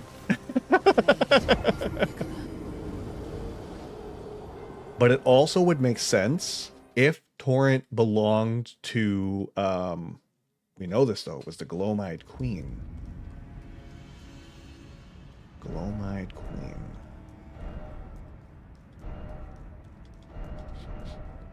I see. Melina. There's a lot of theories about who Melina is, though. Allegedly. Because we've definitely talked about how, like, you know, Melina and Ranni share the mark. I remember seeing a theory that Melina is Ranni's body. Again, or that Melina is like a reincarnation of Ranni's body. That when Ranni died, because you know how they say when you die, you're reborn at the Erd Tree. You come out of the roots, right? That's like the thing. And so I remember seeing a theory that it was when Ranni died and her body was severed from oh, look at her hand. You see it? When her body was severed, or her soul was severed from her body, her body reincarnated without a soul, making Melina.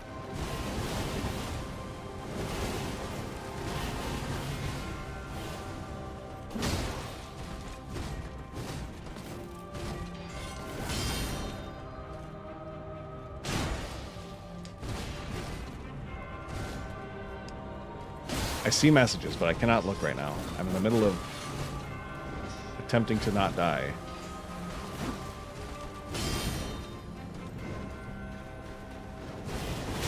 Oh! If I'm just barely not far enough. So us as Elden Lord don't have an animal yet, like how Renala has the red dog. We don't know. Again, because there's so many theories, right? And Melina says that her mother, she's trying to get to her mother. Torrent, there's a lot of theories on Torrent, right? There's theories that Torrent belonged to Miquella based on the DLC image. But there's also theories that Torrent belonged to Ranni pre-death.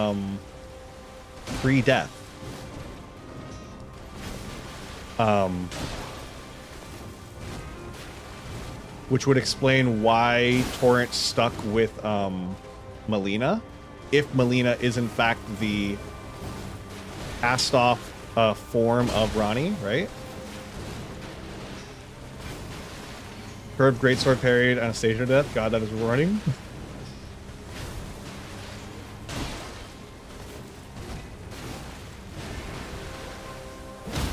And the question is Torrent the horse in the poster, and if Miquella is the one on it in the time frame? Yeah, there's a lot of questions we have right now about what's going on. There goes the hand. That's such a good animation. That's like an insanely good animation. But yeah, so... Ooh, that bleed was crazy.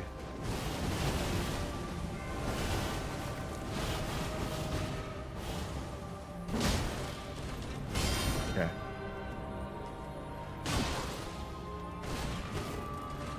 We're getting a lot better. It's just that the waterfowl dance is so terrifying because a single mistake and waterfowl kills us.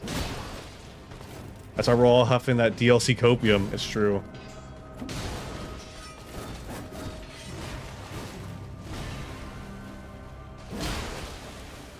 Oh! I just had to pre-roll it. Isn't it odd that we don't see any other wild horses roaming out in the wild in this game? Like, the only horse around belongs to the Kaidens and the various other knights. The Cadens, yes. It's true. There are only those horses. We've never seen wild horses. And they're raiders. Do we know... Hold on. Do I have any Caden armor? I've never actually checked if it says anything about where they come from. Do I have any? I don't think I do. I don't think I ever killed any of them. But yeah.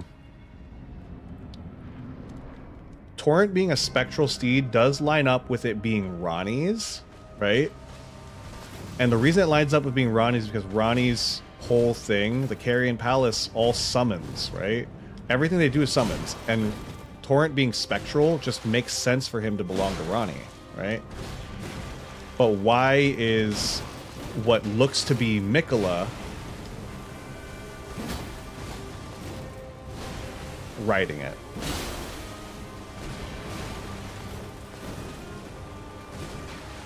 I'm definitely getting into a flow. In case you can't tell, based on the fact that like I'm having a very like elaborate conversation in the middle of this fight now, I think.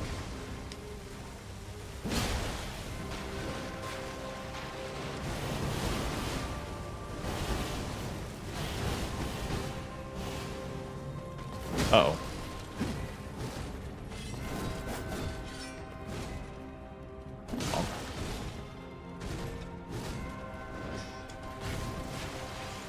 Yeah, I'm definitely feeling a lot more comfortable with this fight now. I'm slowly... Uh-oh.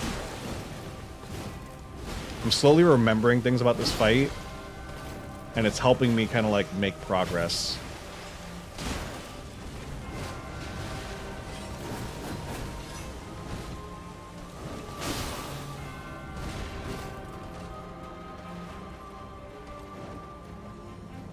I think we're at a good distance where we can run.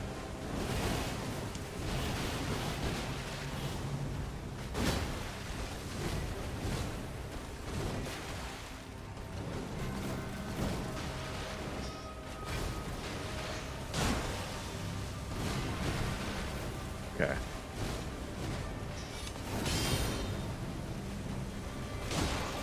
There goes the hand.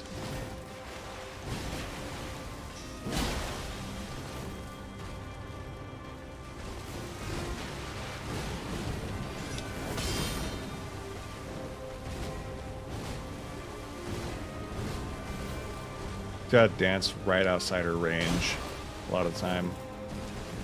There we go. Sorry, I'm kind. I know I'm getting a little quiet. That's because I am actually kind of focusing a little bit. I'm kind of learning what range I can kind of walk around. Where's the hand? Uh-oh. Well, that's unfortunate. Missed opportunity. That hit. Okay. Phase 2. All right. But yeah. Granted, there's no reason to assume that they were the only ones who could summon, but definitely... Oh, I forgot I took off all my clothes. 2 hours in, not bad. I know, right at the end. I literally said, if we're lucky, then by the end we will get to... So the face covered thing, right? Because that's definitely Miquella's form in the trees, right? The face being covered is very, very Gwendolyn. Time to summon clothes. Nope. Phase 2. Right? It's super Gwendolyn. Alright, time for me to die immediately.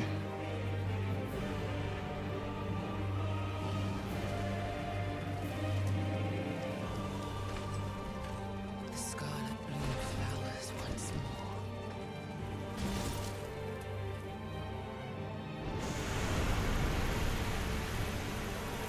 God.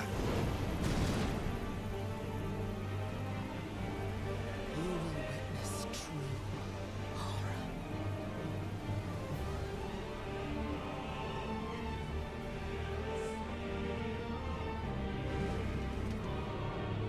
There is something to be said about Melania losing eyes, alright? The fact that the rot takes her eyes.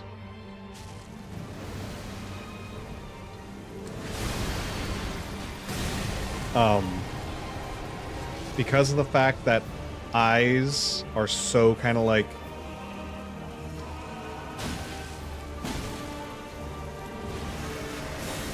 associated with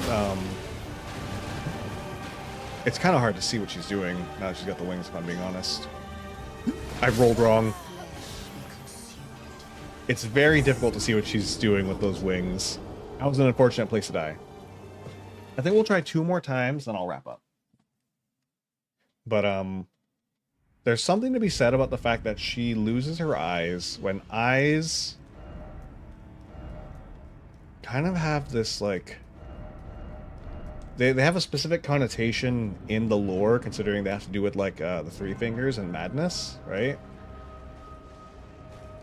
So the fact that she loses her eyes, Miquella in the tree has his face covered and his eyes kind of, like, obscured. Like, there's a lot to be said about this. Uh-oh.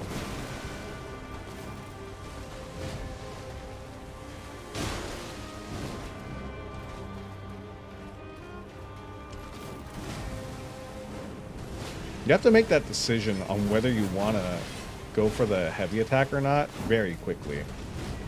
Like, the window is so small. Are you Jiminying me? So much intertwining and overlapping symbolism. There really is. Eyes are madness. The needle code in the Oni reverses the madness. Coincidence? I think not. It's true. Like...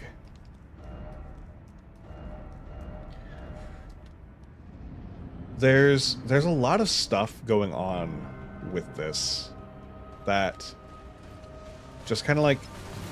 I think doesn't get explored enough. Like, I'm sure there's people, 100%, there's people who've explored it, but, like, I think we just don't explore it enough, as much as it could be.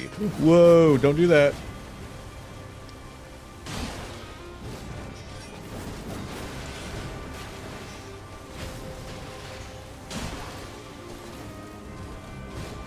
Hold on. I saw the thing about the cadence, and I want to read it.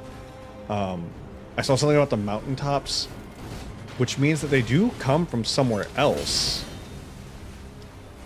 I mean, it's not out of the ordinary to say that, you know, this could just be a region that doesn't have horses. Horses aren't native to everywhere. It's not entirely out of the question, but it is interesting. I should have paid that. It is interesting that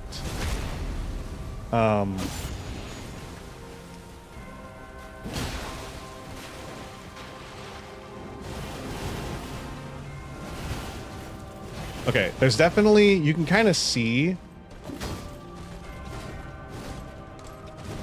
whether you're at the correct range to dodge, or if you need to, run. Sorry, if running will work, or if you need to dodge. Because dodging does kind of give you a little bit of extra, like, space. I really like that little hand closing animation. It's very distracting to me. Speaking of mountaintops, Helmut says Hulk fearless mercenaries hailing from the Caden of the North mountaintops, adept fighting horseback. I was saying if they grew up with horses or stole them. True. I imagine if they're adept at horseback fighting, they should have. There should be a degree of, like,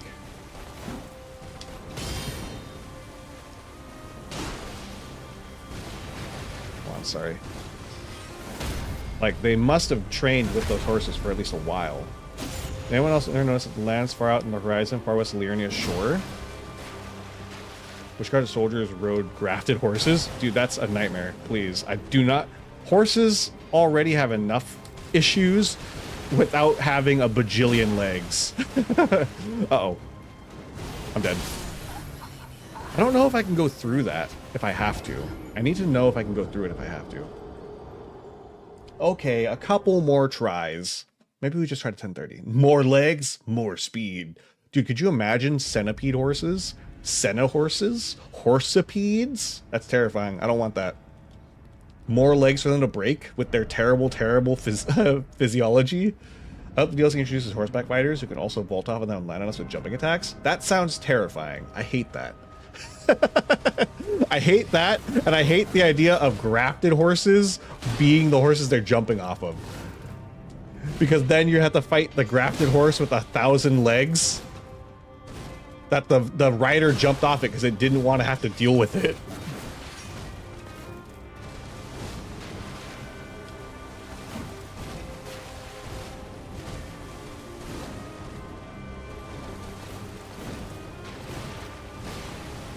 Okay, horse speed, horsepower.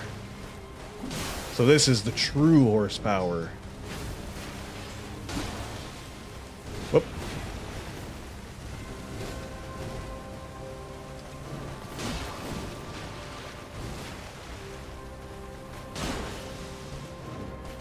Nope.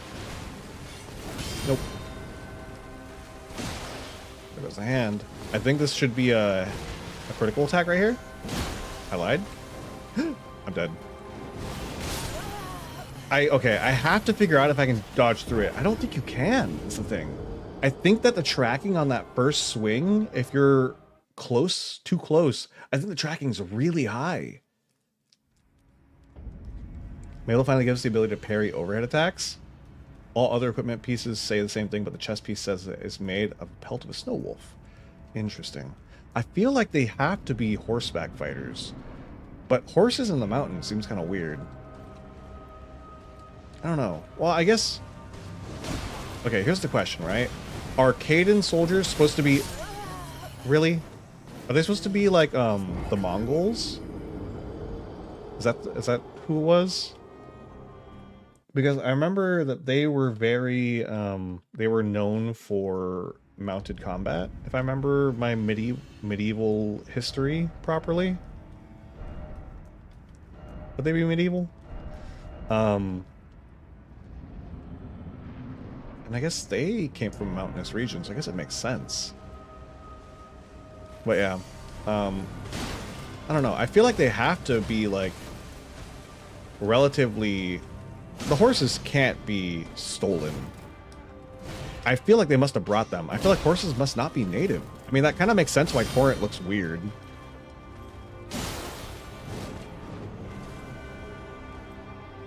Yes? Okay. As long as I'm remembering correctly. I'm dead.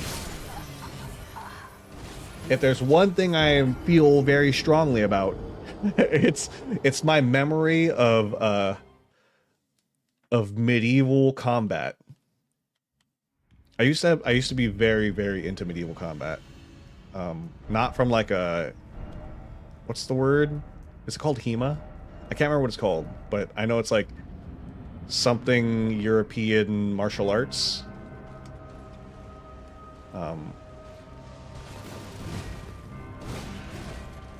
And like one of the things they emphasize is like sword play. Dude, stop.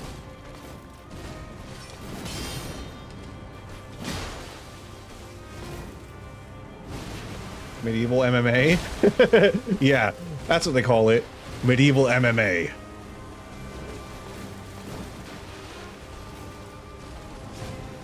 Dude, can you imagine? Medieval MMA. To be fair, like, whoa, that was a lot of damage. Uh-oh. Well, there goes all that damage I just did.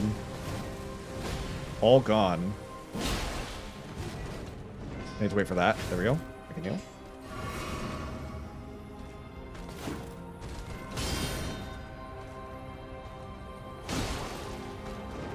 I'm dead. I have to... Okay, maybe I roll away.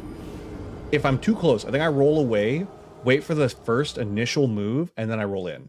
I don't know the right term, but I have looked into it, and the gear is too expensive. I'd love to bash in dudes that still don't get bashed in. It's really cool. If you've ever seen them, like, fight in the arena, because they'll do, like, fights in the arena, right? And there's a lot of techniques that involve, like, getting really physical. Like, you think of, like... That's why I like Gundyr so much. Alright, okay. So for anybody who's... If you've ever or never played Dark Souls 3, Gundyr is the first boss you fight, and you fight him again later. But he fights with his body. He'll shoulder bash you, he'll kick you, he does everything. He uses his weapon, but if you're close, he fights with his body, right? Most fight like Wimstove, only seen a handful of good battles. But yeah, if you've seen them fight in the, as Bugs put it, medieval MMA, they'll fight with their weapons, and if you get close, you'll see them headbutt each other sometimes. They'll actually throw hands, because that's what you do. If they're too close and your blade can't catch them, well, what do? All right, well, you use the pommel. You use any, like, hard part of your weapon. You bash with the ends of your shields. You use your fists, you use your head, you use whatever you have, right? Literally whatever is at your disposal, because you're fighting for your life. You're not going to sit there and be like, well, I'm going to back up and I'm going to get him with my sword. Time out, time out. You're too close. You're too close. I can't get you with my sword. No, you bust out the stiletto. You get it in between between the armor, right? Grabbing the blade and use it as a stick. It's true. Yeah. So if anybody didn't know, this is a thing that you would do. And you could do this with or without gloves, right? People would do this with gloves. You would do it with gloves easily, right? And you would do it without gloves as well. You would grab your blade. If you had a sword, what is happening? My game freeze? No, you can't tell me. You don't get to tell me when to stop. I think this is my game's way of telling me we're done. Excuse me? I've never had this happen. Let's go to chatting real quick. While I try to... I want to keep trying. Let me try to reboot it. For a little bit. It's having trouble closing. I can see it's having trouble closing. Let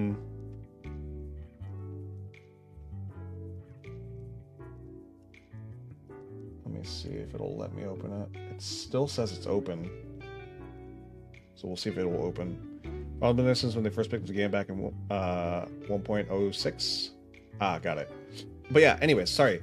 So let's say you got a sword with a handguard, right? You would bash with the pommel if they're too close. And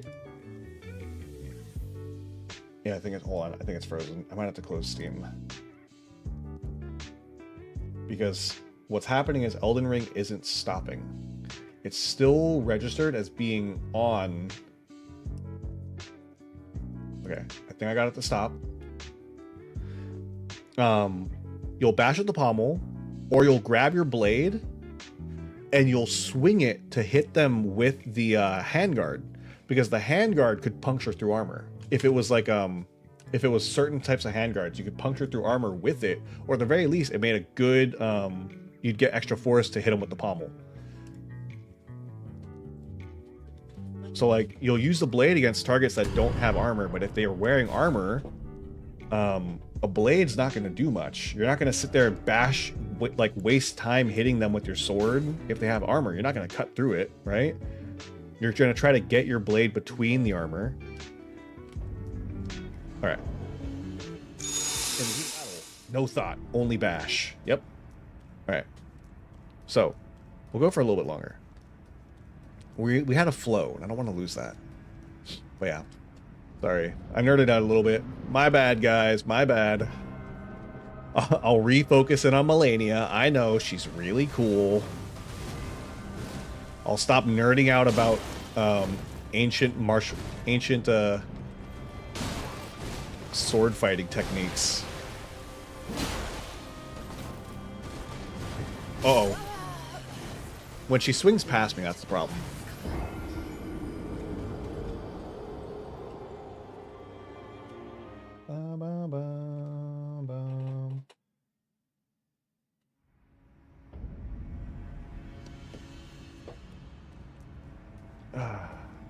Okay. But yeah. Okay, sorry. Back to Elden Ring lore. Sorry, I know sometimes I can't stop the thoughts. I don't pick the thoughts, guys. I'm not gonna lie. I don't pick the thoughts. The thoughts decide when they want to come out.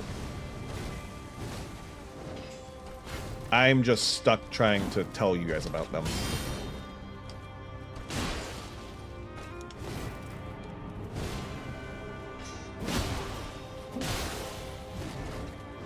See how confident I was that I was going to proc Frost right there? I was actually way too confident. A lot of fighters today get stressed out too fast and resort to close grabs and punches way too fast. Hence why I wanted to do it myself. It's definitely something that's worth trying. If you're like at all interested in like it's very interesting. And there's lots of different techniques, you know, it depends on like what weapon you're using. Like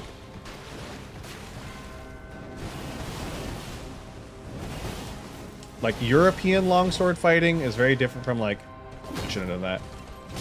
I shouldn't have done that. I don't know why I tried.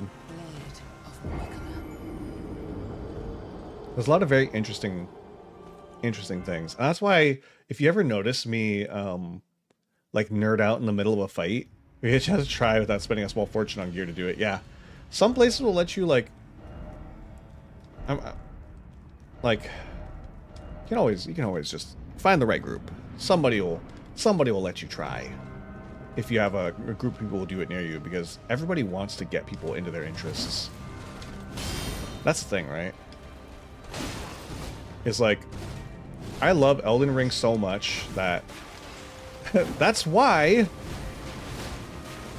we're doing the Elden Ring PvP contest later. It's because I love Elden Ring so much and I want people to be able to play it and enjoy it so badly.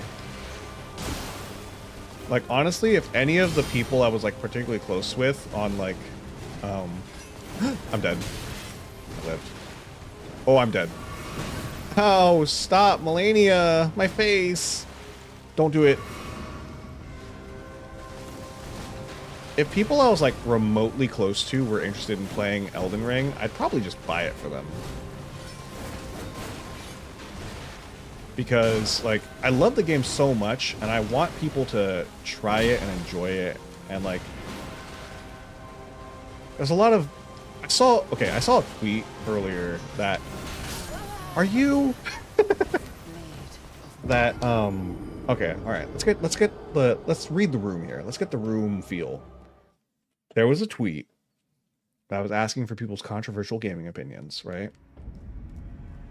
And someone put Souls games should not have summons. That was their controversial opinion. Let's get the feel from the room. What do you guys think?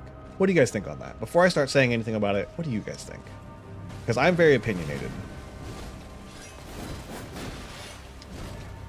The Kaiden weapon is called the Dismounter, and then it requires a lot of dexterity and strength. Hold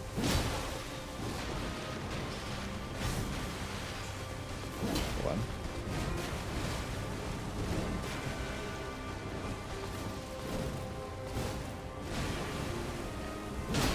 Did they adopt this weapon before or after the Left and North? I imagine if you are from a region where, you know, you're fighting a lot of people on... If everybody there is on horseback, having a weapon that is very important for horseback fighting, like, it's probably very natural for them because... Like, I imagine they came here after the Elden Ring shattered to take advantage of the unrest, right? That's what it has to be, is they came here to take advantage of the unrest. A nation divided is easy pickings for raiders. The Dismounter is probably from when they were back home having to deal with other Kaiden natives who want their stuff. Agreed? Well, okay, so again, their opinion was that it shouldn't have summons. And I get where they're coming from, right? I understand the thought.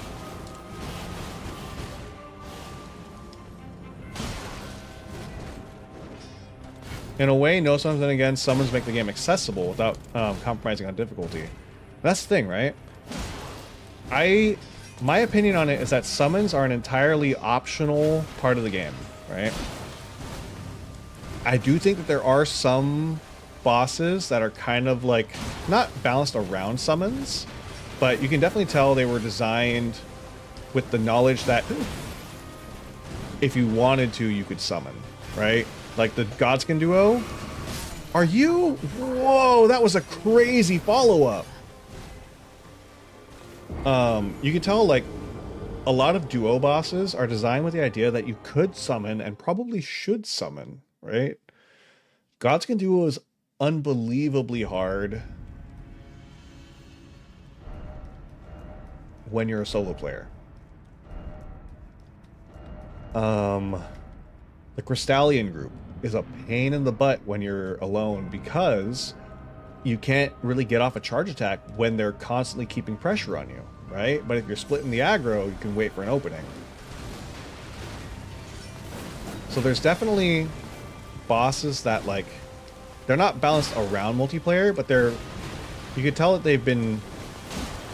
Part of the thought that went into their design is that, oh, well, if it's too hard, people can summon.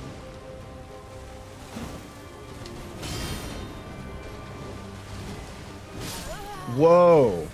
That had a lot more reach than I thought it did. But yeah. My thoughts are this.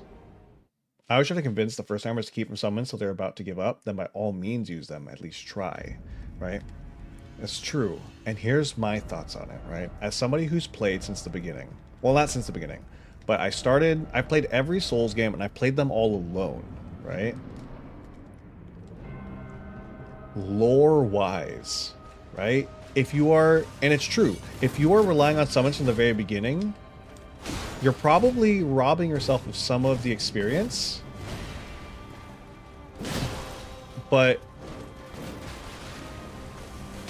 having the ability to summon from a lore standpoint just makes sense. Because They are your last chance to not give up hope, basically.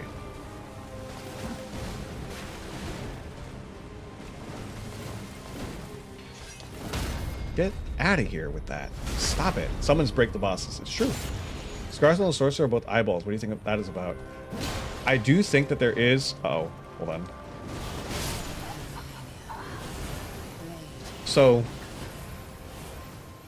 there is something about the fact that the seals are eyes, right?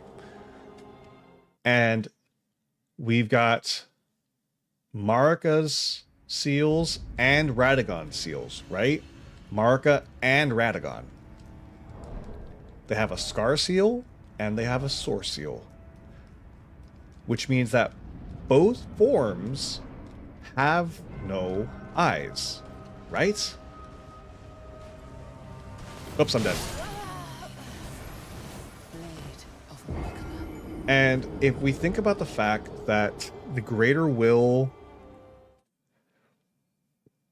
everybody who we see who's associated with the Greater Will is eyeless, right?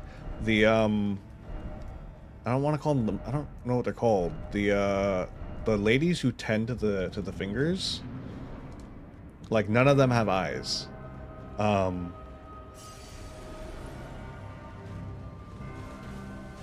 The fact that Marika has ditched her eyes. Hold on. I think there's something interesting about the fact that Marika and Radagon have both also ditched their eyes. True brother Corrin hasn't any either. Yeah, he's... Oh, God damn it.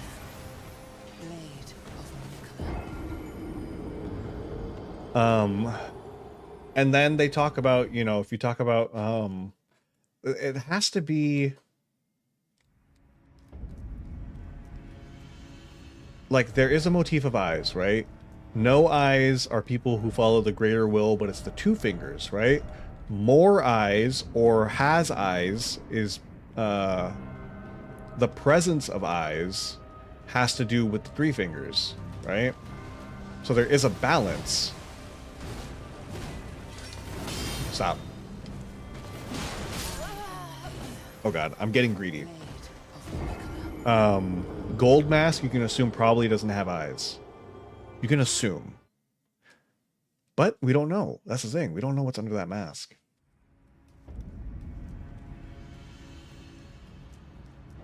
I don't know. There's a lot to be said about eyes and the role they play here.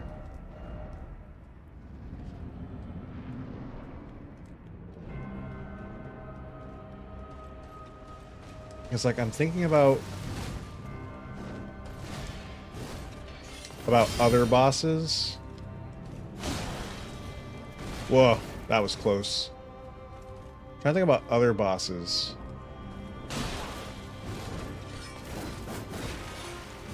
That was close. Like Renala and her connection.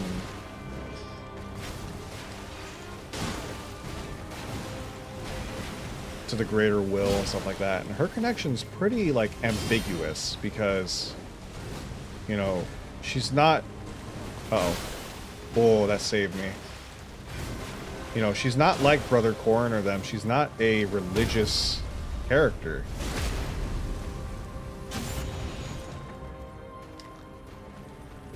Hi, what's up? How's it going? Nothing? How you doing? I'm dead. I didn't even get through her. I wanted to at least try. I was too close. Ah, God. Waterfowl Dance is so...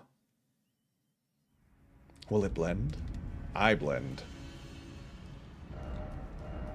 I don't know. I'm very, very in my head about like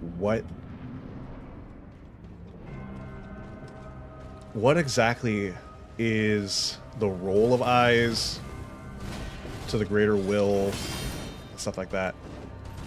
But yes, hello nothing. How are you today? Welcome to the stream. This is our Rune level 1 run. We are currently, as you can see, struggling against Melania.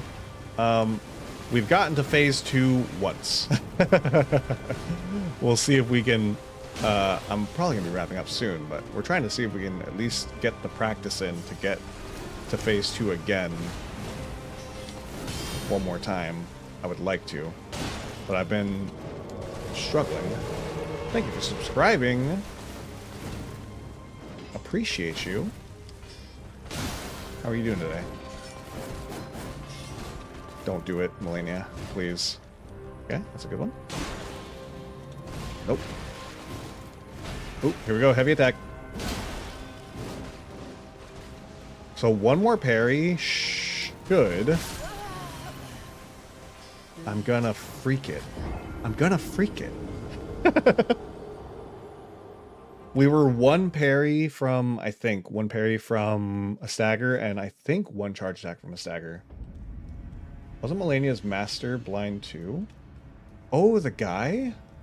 Ooh, that's a really good question. I really don't remember. Millicent was not. And I do think there is something to be said about... Here's something that I was thinking about a while ago, which is that we have kind of like evidence for the fact that, you know, things are reborn from the Erd tree. Something I'm thinking, all right? I want you guys to stay with me on this. We've talked about Melania before, and I had a thought recently that had to do with, where are you from? I'm from the Americas. I'm gonna die. Wait, maybe I'm okay? I died. I don't think it says it anywhere. So here's a thought, right? About Millicent and Melania and the Greater Will. If I'm remembering correctly, and Melania had the unalloyed needle, right? Prior to her fight with Radahn, and then took it out. What we know of the... Are you kidding me? Are you... Fine, don't worry about it. If we think about the fact that she was cut off from the Greater Will, because that's what the unalloyed thing did. The whole point of it was that it would remove you from the sight of the Greater Will. The Greater Will is tied to the Erd tree. The Erd tree is tied to the revives, right? You're reborn from the Erd tree because the Greater Will pulls you into its roots and then spits you back out, right? My thoughts on Millicent are that because Melania pulled the needle and was able to be seen by the Greater Will again, I think that Millicent is the same way that the theory about Melina being the body of Ronnie after her soul was kind of like split. My thoughts are that it's similar with Millicent.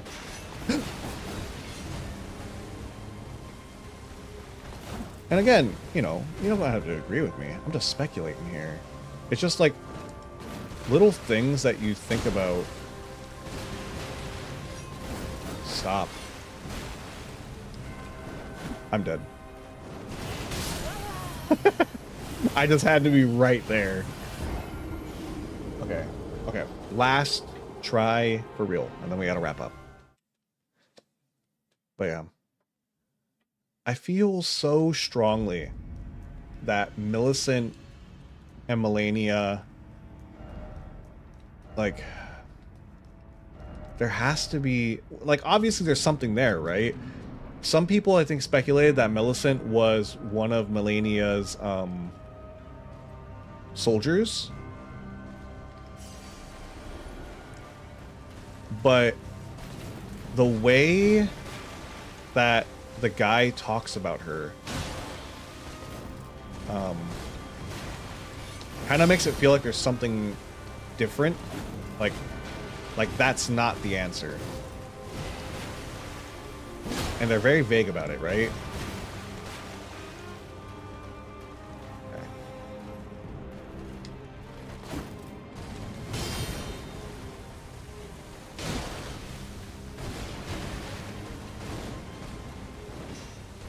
Okay.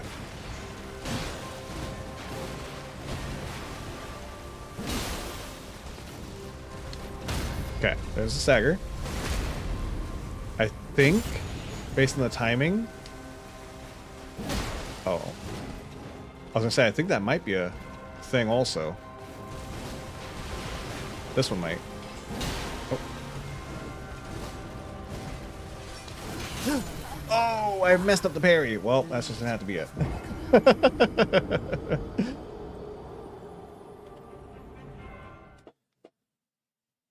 Oh, God. Okay. Here's what we're gonna do. We're gonna go chatting.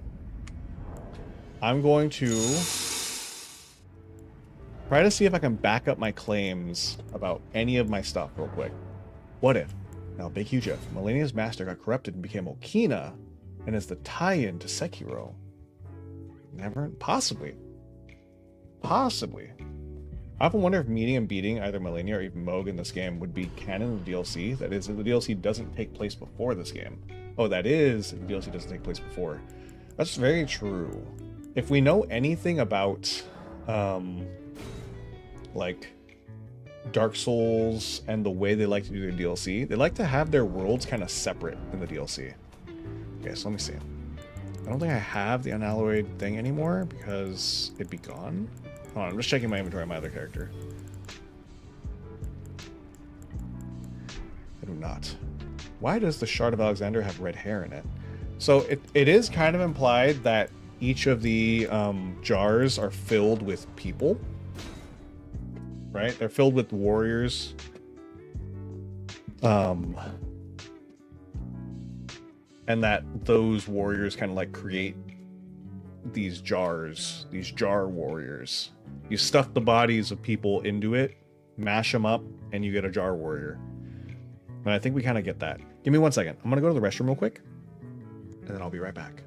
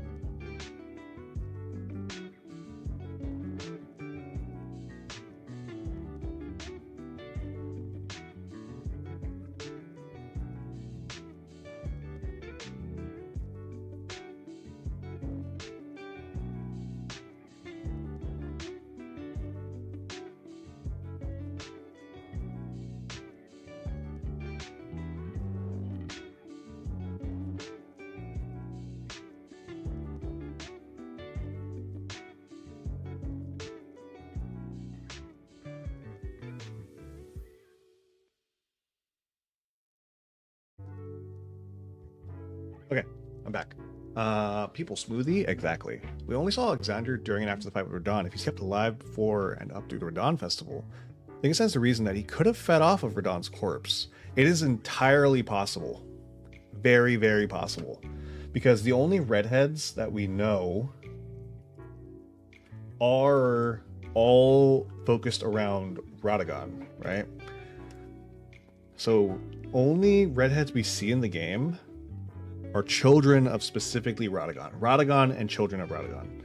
We don't see any other redheads. He 100% fed off of Radagon. Yep. Absolutely, absolutely. Okay, let me see if I can find this. So, unalloyed gold needle, real quick. The unalloyed gold needle. Item description. This is the snapped one. Where's the complete one?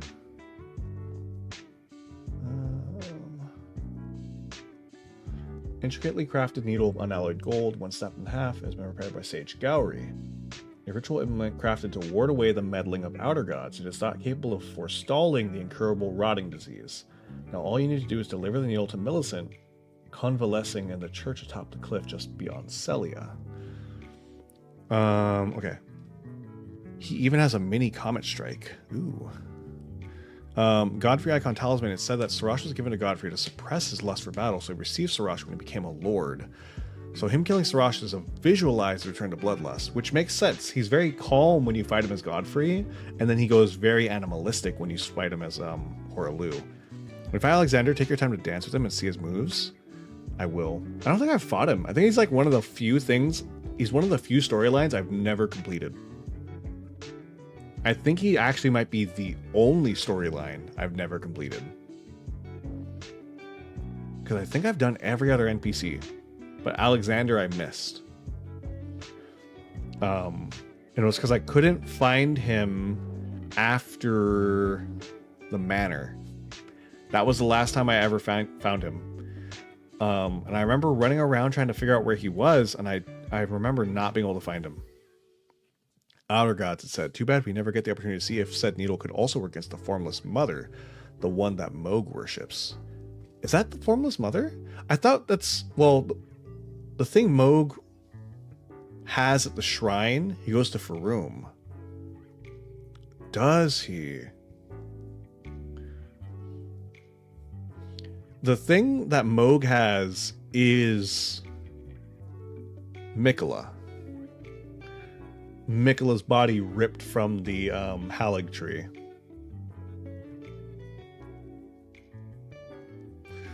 The thing about the Outer Gods specifically, I think we know that it's about the Elden Beast and creatures like the Elden Beast, because we can assume that the Elden Beast is one of probably many, right? And the greater will is tied to them, because it uses all of the miracles, or it has a tie into miracles. Blue Dance Talisman says the swordsman sealed away a god with his sword in hand. The god was wrought. Melina's master afflicted with rot as well. I think it's safe to say that Melina's master was. I think Okina, like, from the little that you can see of Okina,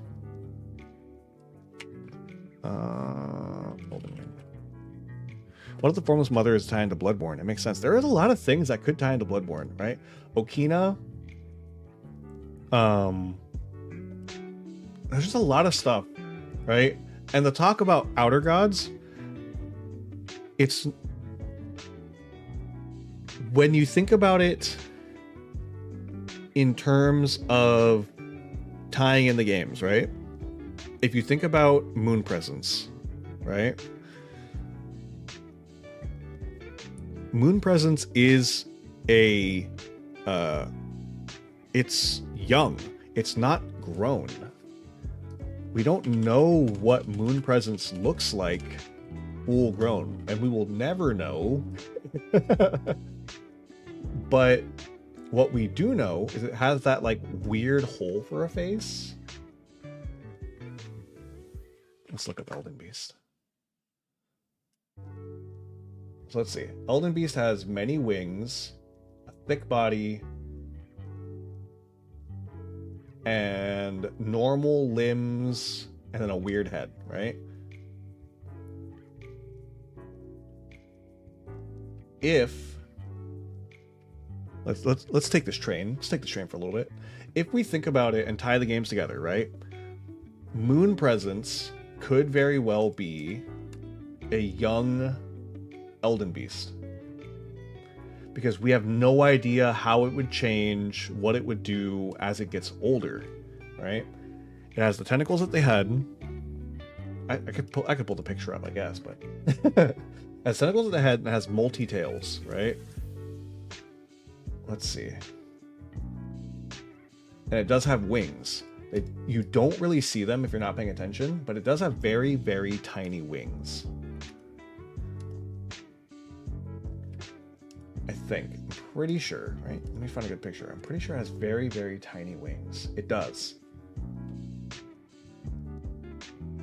I don't know. I don't see it.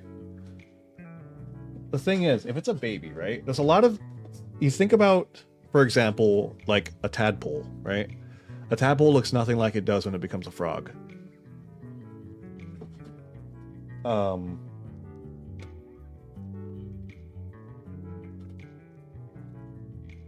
There's, yeah, sure, it's a stretch, right? It's a stretch to say that the Moon Presence and the Elden Beast are related, or that the Moon Presence could be a young Elden Beast, but it isn't exactly a stretch to say that the Moon Presence and the Elden Beast are related, right? They're both definitely outer gods, right? The moon presence is an outer god. I think it's like very clearly an outer god. The Elden Beast is an outer god. Slug ending is you being a baby moon presence. This is true. This is true.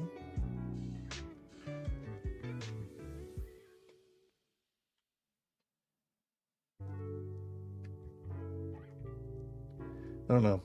I feel like there's a lot of space for things to be tied in. What ancient death rituals were in Elden Ring?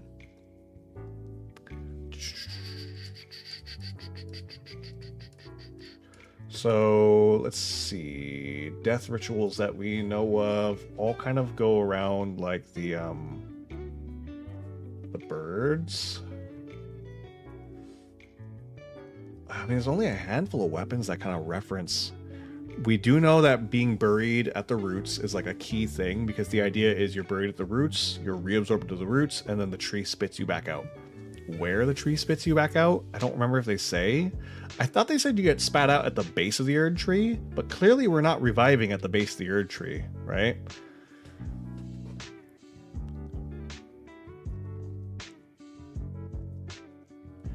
But there's also the thing that there's that note about the fact that the Erd tree should never have had seeds, that it's supposed to be eternal, and an eternal tree having seeds was kind of like unforeseen.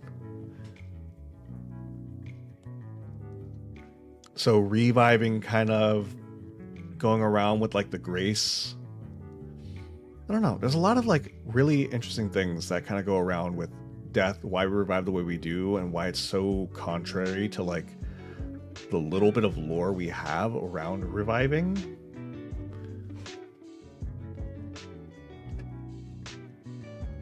And then there's the whole thing of like destined death and all that. Like, okay, guys, we can't keep talking about lore. It's gonna make me stay here forever.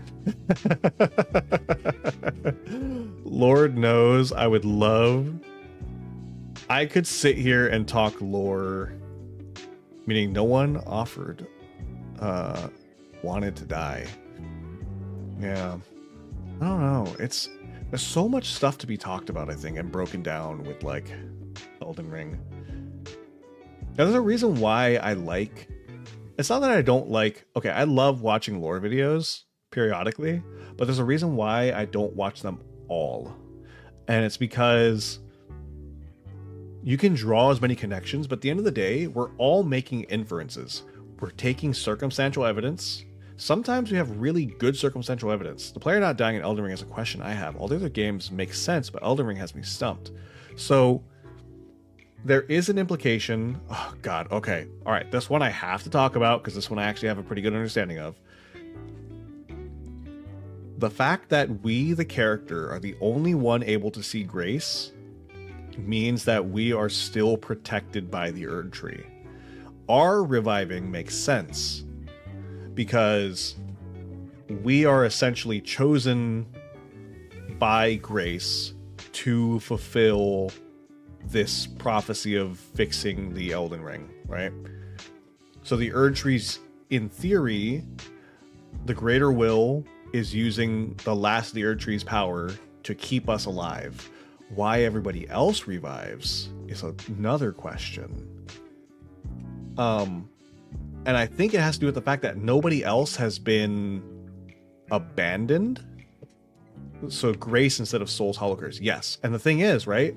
We know for a fact that the Empyreans have been abandoned by grace. It's in one of, if you talk to Melina at the churches, in one of her dialogues where she's quoting Marika, she says something along the lines of that. Oh God, hold on. Let me look up Melina Marika quotes.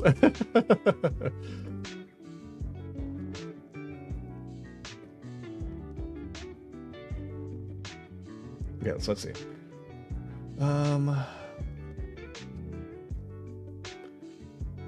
Earth tree. Da, da, da.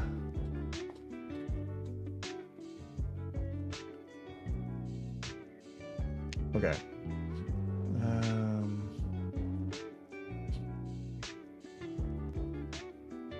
Okay. Mark his own words. Hear me, demigods, my children beloved. Okay, here's the line. So, this is from Resting at the Capital Outskirts. In Marika's own words, hear me, demigods, my children beloved. Make of thyselves that which ye desire, be it a lord, be it a god. But should ye fail to become aught at all, ye will be forsaken, amounting only to sacrifices. So, they failed to become Elden Lord. They failed to become gods because they're only demigods. By failing to do anything other than sit there with their rune, they have failed Marika. By failing Marika, she forsakes them and Grace forsakes them. Which, the fact that they become aught but sacrifices means that they no longer have Grace protecting them. And if Grace isn't protecting them, that's why they don't respawn when they die. So Marika is an Asian mom. Yeah, Marika came there and said, if, you know, I don't care if you want to be this or that, but if you don't become anything, don't come home at all.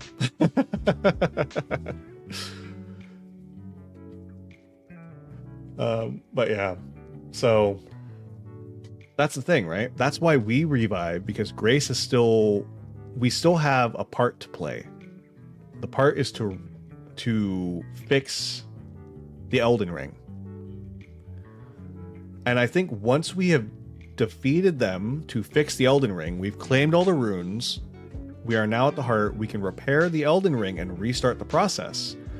But by doing what we've done, we've removed the checks and balances that stop us, that basically cast judgment to choose whether we are worthy of Grace anymore and can still revive.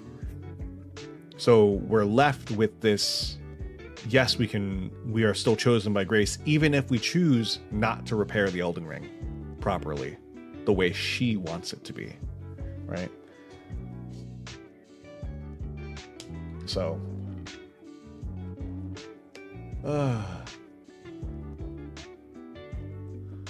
there was a line, I'm pretty sure it's in one of these, that I think has to do with Horalu.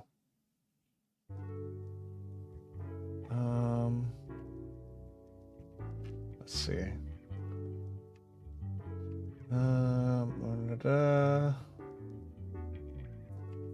Whereas after thy death, I will get back what I once claimed, return to the lands between, wage war and brandish the Elden Ring. Grow strong in the face of death. Words of my lord, Lord Godfrey. No, that's not it. Maybe I'm remembering something wrong about Godfrey. Or, yeah. Okay. Let's see. Makes me wonder if we're also a child of Marika. I mean, the Round Table Hold had assassins too. I think you're free to beat everyone and not proceed with an ending, i.e. not mend the Elden Ring at all. Yes. Confessors are Round Table assassins. Yes, exactly. Confessors are the assassins of the Round Table. Which they operate for the church. That's the thing, right?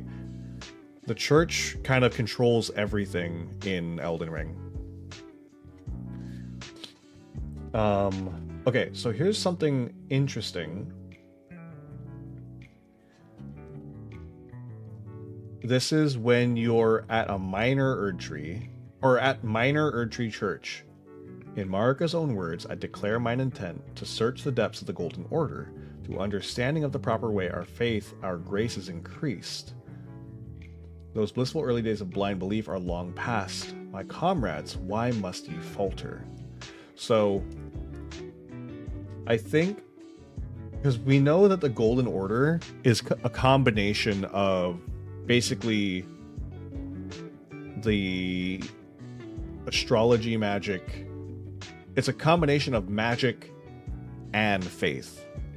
Funny how the Confessors have Bloodborne vibes considering the church. That's true. That is true.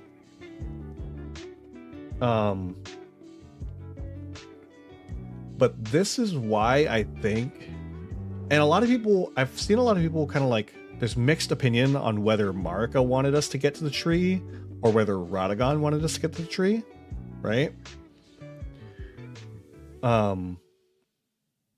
And I think this is why I always thought that Marika wanted us to get to the tree. And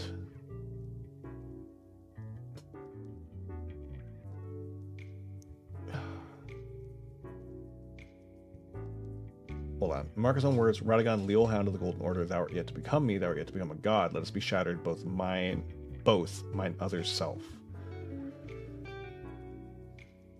I feel like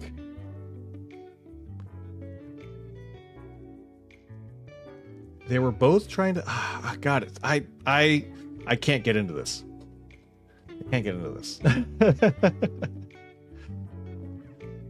But I think that essentially Marika was trying to kind of like unite everything. I think Marika wants to end the cycle since she shattered it. And that's what I think too. I think Radagon was trying to... Radagon's entire thing is that he forges... He is the Forge Master, right? He's smithing the runes. That's what he does, right? I don't know. I could talk about this forever. There's so many things I think about. I think about Elden Ring lore far more than I should. Anyways, let's start wrapping up, guys. It's time for roll call, okay? Could not find anything in Talismans about Cadence. I'm not going to look at the consumables. That's fine. He tries to mend it. It's the struggle duality. Yeah. I think that Marika wanted things to end, but I think she was trying to rebuild it. That's the thing. I think she wanted to construct it in a way that brought everything together. I think Radagon had a different idea for what needed to happen, and that's why he opposes it. I think she wanted to change the old way and combine it, and I think it might have something to do... I gotta look more into the Golden Order, because I think it has to do with the fact that Radagon, the Greater Will, the Elden Beast, like there is a connection there, and I think that somehow the Elden Beast was not part of the original calculation, even though I think the Elden Beast is, you know, part of the religion, basically. Because it's so tied into miracles. But I think that Golden Order trying to make sense of it all. That's what I get from Gold Mask. Yeah. The Golden Order... Okay, so there's the... Hold on. Golden Order... What are the emotes? It's Golden Order... Hold on. Hold on. If I go to gestures, so there is Inner Order, Outer Order, and then Golden Order.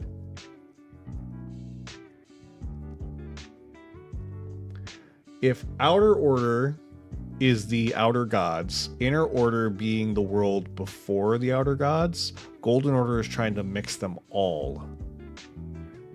At the end, he understood it all and died. And I think that has to do with the fact that it's Eldritch, right? It's the price of knowledge. His mind could not handle the knowledge that he gained.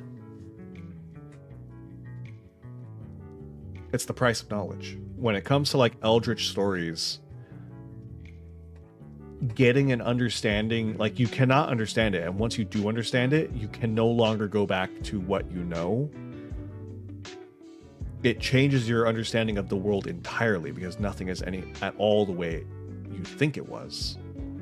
I heard you say something about PvP. Oh yeah.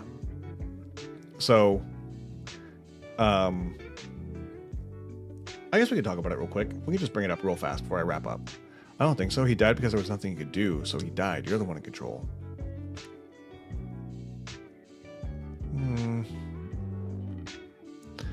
True.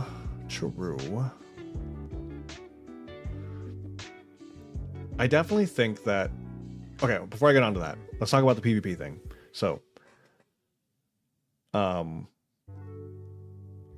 when they eventually announce a official date for the DLC for Elden Ring, I'm still working out... I gotta work out how many people are going to be participating.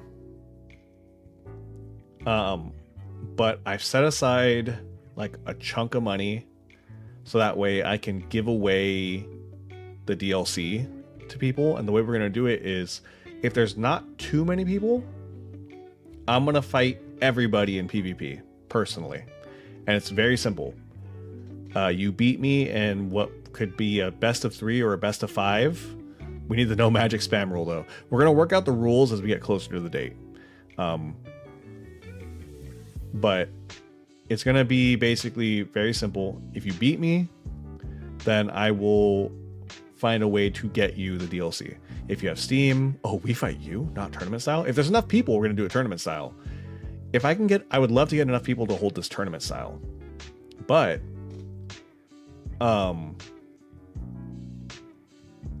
if we have too many people, we do it tournament style and I'll fight like the top 5 or something like that. Winner of the tournament for sure gets it, and then I fight everybody else, and if they can beat me, or I fight a handful of the other people, and if they can beat me, then they get the DLC. But that's basically what it's going to be. It's going to be, if there's enough people, tournament style PvP, winner gets the DLC, and then we'll do kind of like runners up. We'll have an opportunity to also get the DLC. If there are, let's say, 6 people total who want to participate, then to make it simple, everybody will get an opportunity to fight me in a best of 3 or a best of 5. And if you win a majority, I get you the DLC. It's that simple. I just love the game. I love the game so much, and I want people to enjoy it. And I want people that enjoy the game to get more enjoyment from it. It's really that simple. But yeah, that's what the whole PvP thing is about. One problem though, platform. I can fight people who are on anything but Xbox. If you're on PC, I can fight. If you're on PlayStation, I can fight. The problem's going to be if we have to hold a tournament, getting people from different platforms to fight. Like if we have like 3 PlayStation players, 6 Xbox players, and like 2 PC players, it's going to be kind of weird. I wish I had a PC so I could fight more people. If Elden Ring was cross-platform, it would be so good. I'm really hoping they come out with cross-platform before they announce the DLC. It would be ideal. But we don't know. We can't be sure. Cross-platform is very difficult, so... Fighting you might be the best way to do it, yeah. And that's why it's like the first idea I had was just everybody fight me. I haven't been getting much PvP practice, but trust me, once we get closer to the date, I'm going to get a lot of PvP practice. So, if you're interested, when the DLC gets announced, make sure you come back. If you aren't watching consistently, make sure that you come back once the DLC is announced. That way you can come have an opportunity to get the DLC. Yeah, again, as long as you're on PC or PlayStation. On Xbox, I can't do anything. I'm getting wrecked, aren't I? We'll see. I have to readjust my console build. I am probably gonna do level 150. I'll figure out whether I think putting a cap on level is best. If it's a tournament, we're probably gonna put a level cap, because while I don't mind fighting somebody at a higher level than me, it's probably going to be less fun for people who aren't PvP inclined to have to PvP against somebody who's got 99 of every stat, right? So we'll have to figure it out. I guess it might just be safest to put a level cap on it just ahead of time. And then I could always give myself a handicap if I feel like if I watching the gameplay feel like, oh yeah, I might need to give myself a handicap to make this a fair fight. We're gonna ban any builds. I hate double spears, but I don't mind fighting them. Just annoying. We're definitely gonna have rules. We're gonna have some rules. We want to basically anything that's like huge meta, we kind of want to ban out.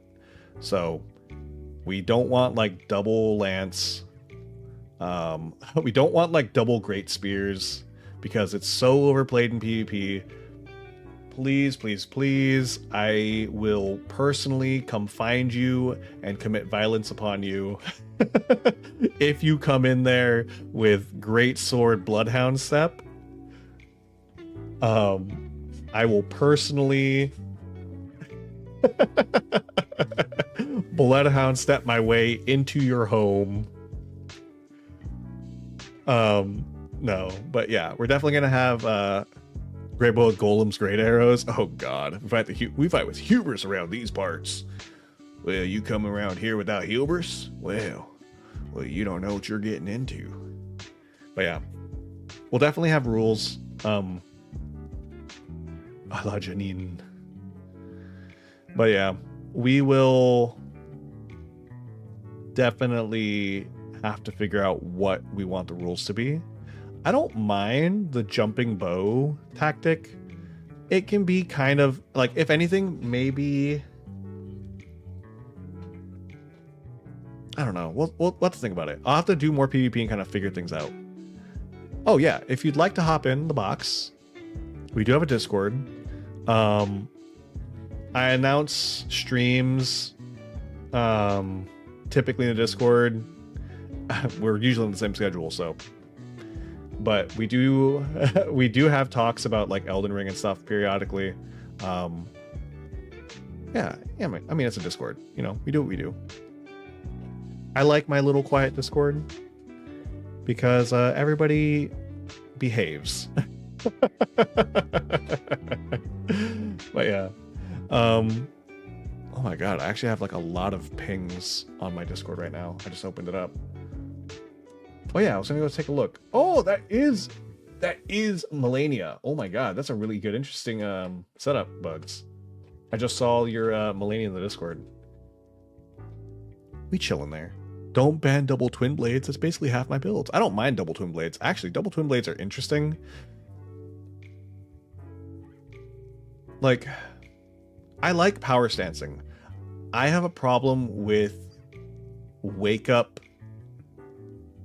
poke builds. And it's just because it's not interesting to me. Like, it's a rhythm game at that point, right? I like builds that have counterplay. I like when there's a distinct fight, right? As long as you don't jump attack spam them. I mean, there's always ways around. I think that jump attack spam with like, I think running scimitar attack, jumping twin blade, jumping, what's the other big one? Jumping spear R1s. God, jumping spear R1s. I think that they are not nearly as bad as wake up pokes. I think that you can at least kind of manage around jumping attacks. It's not fun. It's not fun the same way that, like, you know, magic spam is not fun to deal with, but I absolutely I like fighting lots of varieties of builds personally. The only thing I ever really complain about is honestly Bloodhound Step. Bloodhound Step is my #1 pet peeve. I feel like you could fix a lot of Bloodhound Step. What about hard swapping? I don't mind hard swapping. Hard swapping's fine. Any jump attacks is just lame. Once in a while to keep them guessing, yes, but God does it get abused. I feel like they're very forgiving with the jump attack window, like your recovery time. And I think that's why it's so easy to abuse. Like, I don't know. I think that after a jump attack, you should be easier to poise break. Or not poise break, but to stagger. And you're not. Because it just makes sense. Hits like a truck too, yeah. I think what it is if they just need to rebalance like where you have poise a little bit, which I guess they did do some of that. I haven't played in a while. I only jump attack when I use my Raptors of the Mist. Did you say Raptors of the Mist?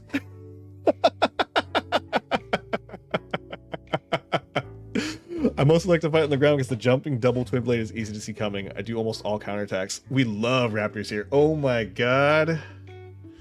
If I had a little bit of time. Droa, if you come back next week when we do more Elden Ring on Monday. Uh-oh, here we go. Droa, if you come back next Monday, allow me to show you my PvP build. I use Quickstep to backstab fish, but that's my whole build. Okay, Quickstep, I'm okay with Quickstep. I think Quickstep is much more fair than Bloodhound Step. The distance isn't nearly as large. I think my personal problems with Quicksteps is when it's used to abuse like large weapons and heavy builds. That's my personal problem with Quicksteps. And the fact that Bloodhound Step is so low cost for how much distance it covers. You better become a regular now, Droa. But yeah, Droa, if you come back next Monday, when we do Elden Ring again, I will personally set aside time to show you my PvP build so you can see why I'm so excited by the fact that you just said Raptors of the Mist. You don't understand how much I love that Ash of War. It's legitimately probably my favorite Ash of War. Oh god, don't get me started on Raptors of the Mist. Like, if you watch, I'd have to find you the stream, but if you watch the fight where I fought Raecords, you'll see Raptors of the Mist and how much I loved it in that fight specifically. And then if you look at any of our PvPs where I'm practicing PvP, you will see me and my Raptors of the Mist get to work. Oh, god, I want to play PvP now. Oh god, I'm gonna have Raptors of the Mist on my mind now. I'm gonna be sitting here like looking longingly at my console and my computer, just being like, oh, Raptors of the Mist soon. Droa just got adopted straight up. Yeah, immediately I'm like, oh, Droa, Raptors of the Mist, you have been immediately accepted into our little flock, into the donut box. 100%. Raptors Mist, god, or Raptors of the Mist. There's like a handful of things in like Elden Ring that'll immediately pull that response out of me. Oh, it's such a good move. Like, I want to get good enough where I can backstab katanas, but I stopped playing for 8 months. I got rusty. That's fair. I did the same thing. I hadn't been playing for a while. Well, I guess I didn't stop for 8 months, but I haven't done PvP in a while. But I'm definitely rusty. I was definitely very rusty for a little bit. They should give us an exact location of the map where the Raptors base is. Oh my god! If we get to go to the Raptor area, get more Raptor stuff in the DLC. Oh my god. Don't give me hope. I look at my old streams and I watch it all of my old skill. You stream? Hey, Droa, you stream? Oh my god. Look at that. Let's see. Ah, I see. I'm definitely gonna go check out some of your VODs later. I have it pulled up on my screen right now. Oh god. But yeah. You'll know my build because I run Pumpkin Helm. I saw it. I saw the Pumpkin Helmet immediately. I saw the twin blades in the Pumpkin Helm. Okay.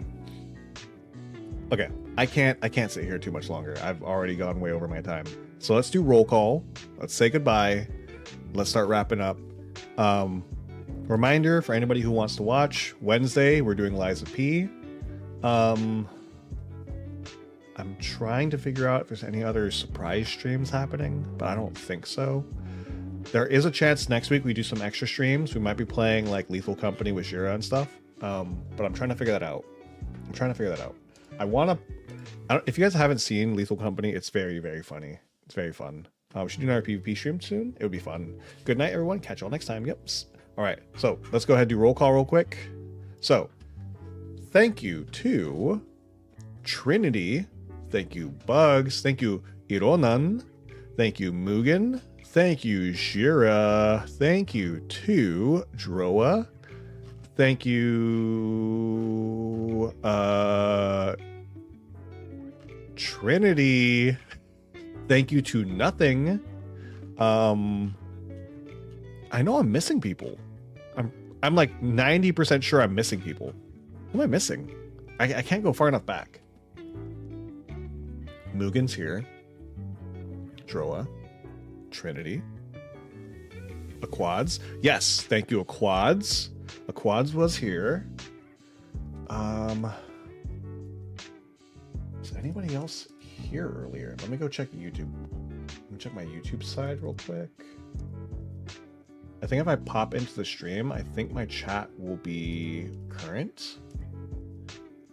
Let me see. You might hear the stream for a second as I try to mute it. Okay, let's see. Well, I guess not. Wait, no, this isn't current. I'm missing people. Okay. I feel like I'm missing somebody, but if I did miss anybody, wait. I'm waiting.